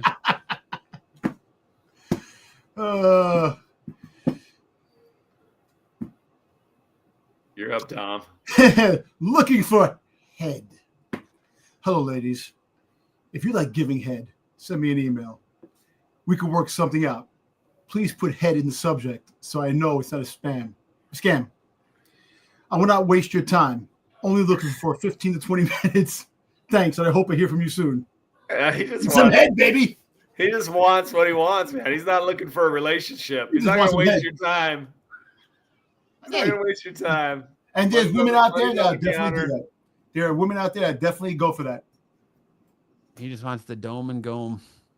They want to polish the knob. My wife just goes ill. Backdoor workers needed. I'm looking for guys who can work on my back door. Needed greased, good, serious workers, please. I'm strictly a bottom. If serious, here's the phone number. Give me a text. Dom, are you married? Yeah, I am married, man. My wife put She's in the room. She's in the room right now. You're up, man. Electronic erex. I can't fucking pronounce that. Arrow excursion. Excursion. Yeah. Cursion. No pick, no reply. 30-year veteran of ESTIM, electronic ejaculation, commonly known as E-stim or electrostim. Here you go. Easton. I would like my nips lightly lubed and stroked while I write in ecstasy doing it. Lots of stuff drooling and dripping from the experience. You can touch if you like. Let me know. Hard pick and location in first response. I'm in San Pedro. Days only. No prick, no reply. Damn. 30-year veteran of Eastim. Yo, that's some scientific shit, man. Like some dude who likes to like put electrodes on his balls or something. They call this guy Bill Nye the Science Guy. 30 30-year veteran. Giggles Of the is there to science. fact check Dom. She is. That's it. That's funny. our last misconnection. That's our show. Thank you for having me off of this like 2 minutes. Thanks. I'm sorry that I didn't Thanks for realize. jumping on for like 5 minutes, Dom. Thanks for jumping in, Dom. Hey, you got it, man. I missed the whole Yeah, I apologize to everybody who's tuning into this late. We, like Sam said, Arizona, we don't follow daylight savings time, so I totally forgot that you guys were getting the show an hour sooner than. It's like that meme where you've got Don Draper in the elevator, and the kid's like, "I feel sorry for you," and he looks over at the kid. He goes, "I don't think about you at all." That's how it is in Arizona. We don't think about daylight savings at all. in New York City, man. Oh, it's like funny. We're walking 4:30. We're out, and it's dark as hell. I'm like, damn, what the hell is it getting so damn dark for already? You know. You're always welcome. Thank you, Tyson. Never. Yeah, you heard about the debacle with freaking San Diego Comic-Con. Yeah, I told him a little bit about. Yeah. Yeah. Freaking Wednesday, I missed out. I didn't see it. I thought you had to buy the stuff and then you can go back and get it. And you figured it had in his cart, and someone's like, and they snapped. Thanos snapped away from me. Bummer. It's Well, you all right. got You know what? tickets, so that's all that really matters, right? They didn't take. I was looking at my friggin' my card. They didn't take anything out yet. It'll be there tomorrow. Yeah. You should have got an email that said congratulations. Yeah, I did get the email. I did. It'll hit tomorrow. I just wanted to make sure because it's like, hey, take it out. Next thing you know, have somebody else come out and it's like, oh, sorry. But yeah, I'm looking PK forward says, to it. Dom, how are you doing with these Funko rumors? Now, you know what? The Funko rumors, a lot of people misjudged that whole story. They heard something and they ran with it. You have to read the whole article before you actually judge it by reading a thumbnail or something like that because, yes, they have issues? Yes, they do have issues. Like every other company out there has issues. Hold on. Everybody's- Everybody just hear Dom say you have to read an article before you jump to conclusions. Because I've got a whole chat full of wrestling articles where Dom's like, hey, this would be cool. And Listen, but some of them was entertaining. But the whole fact is with the Funko thing, they were actually in more debt years ago that they got out of. This is nothing. So basically, yes, they have some issues going on. They have a lot of changes. They're going to be dropping a lot of things, cutting corners on some stuff, still putting out some limited edition pieces, new ideas, new stuff. They're going to have influencers do a lot of their their Instagram and YouTube and stuff like that to promote the stuff, and they're going to be doing a lot of stuff. And look, if you see some of the stuff that's coming out Funko wise, they got a new Star Wars ones that are coming out. They got a Darth Maul, Boba Fett, and Stormtrooper Samurai Funko Pops that look freaking awesome that are coming out. So look, Funko's been dead 10 years ago.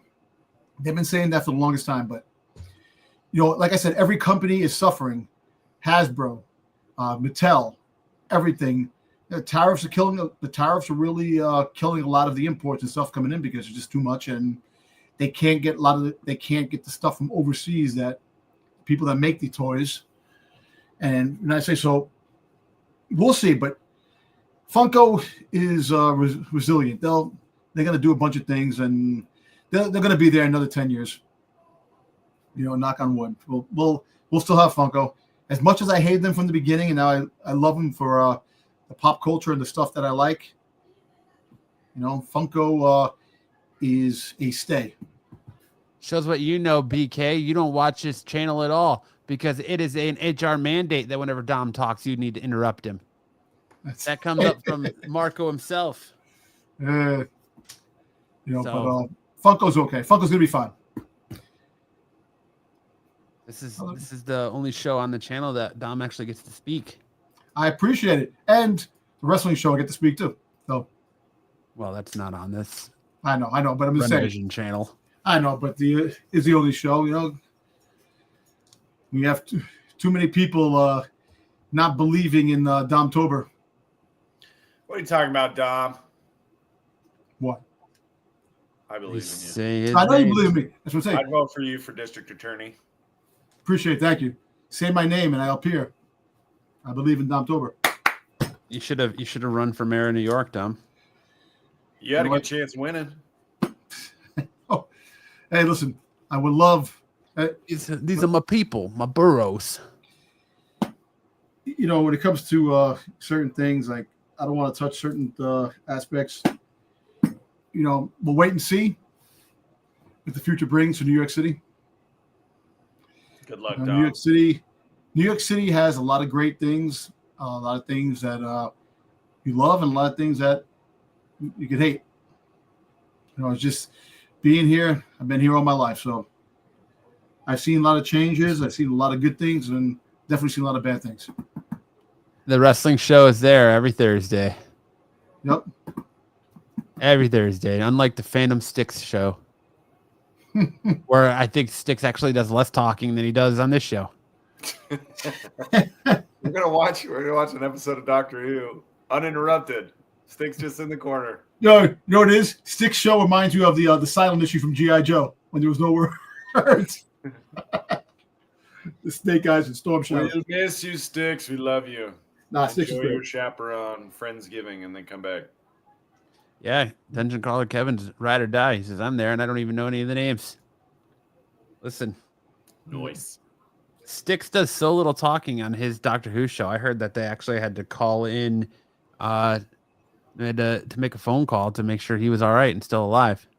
They did a wellness check. Yeah, that's what I was looking for, a wellness check. They had to do a wellness check to make sure he was still alive on screen. Well, listen, he sold himself to AI, so we're going to probably have an AI model that talks more on the Doctor Who show. I don't know. You give a guy a topic he should be very knowledgeable about, and he's even quieter than any other time. Well, you know what it is? Sticks knows a lot of things. It's just that he's not that person, to be a very talkative person. He says what he needs to talk about, and that's it. Old Twilight Zone. Should do the old Twilight Zone. That'd be awesome. The old Twilight Zone. I like the old Twilight Zone. AI will replace Sticks in his Doctor Who show. Yeah, right. Tyson's icon's throwing me off because every time he types, I think it's Sam in the chat just because of his icon. Yeah. All right. Well, that's our show for this week. Thank you all so much for hanging out. Sorry again that it was an hour early, but going forward, the show will start at 8:00 Eastern time because we don't change daylight savings time. And Sam and I like to actually have a life. We do this for us. So, yeah. Hey, you live on the edge, man. Listen, Go you out. guys are actually an hour younger than me because basically you're an hour behind. So you actually can get the lotto tickets and win the numbers here because I'm like 10 years younger than you. I don't know how about an hour younger than you. I'm like 10 years younger than you. But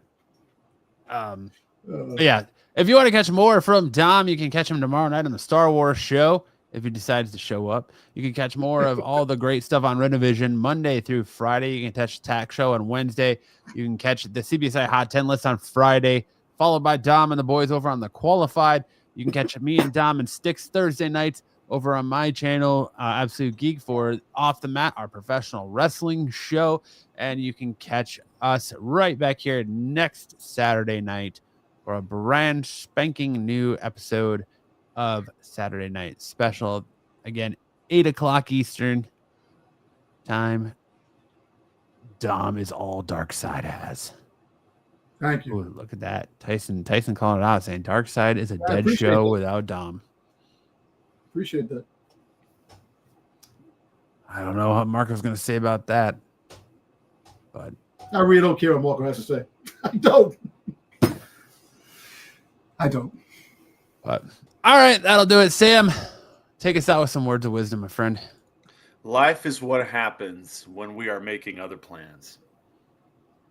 There you go. That's some good. Did you just look that up? That's from Alan Saunders. Nope.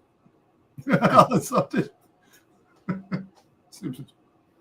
just again want to say congratulations to the channel on hitting 7K subs, and again, you're welcome for like best to take that number down. Yeah, but you're welcome for the funniest moment probably ever on this channel as well, because I just love how other shows have to go back to the Steve Englehart issue, and who weren't even on the show talk about the Steve Englehart issue.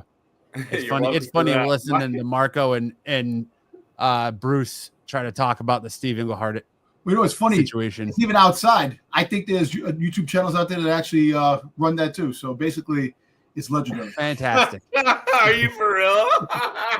So dumb. No. We live in infamy. The dumbest comic book podcast of all time. They don't even know who Steve Englehart is. It's forever. I just want to know if people go up to the Comic Cons and go, "Hey, weren't you the Gimp in Pulp Fiction?"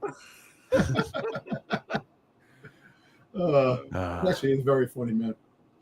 Tyson says, "I don't know about sub milestones unless they're giveaways." Englehart never forgets. Never forget who Steve is. Never forget. But on that note, great words of wisdom, Sam. We'll see you guys next week. Enjoy the rest of your weekend. Have a great week, and bye-bye for now. Either you've got me confused with somebody else, or this is a joke.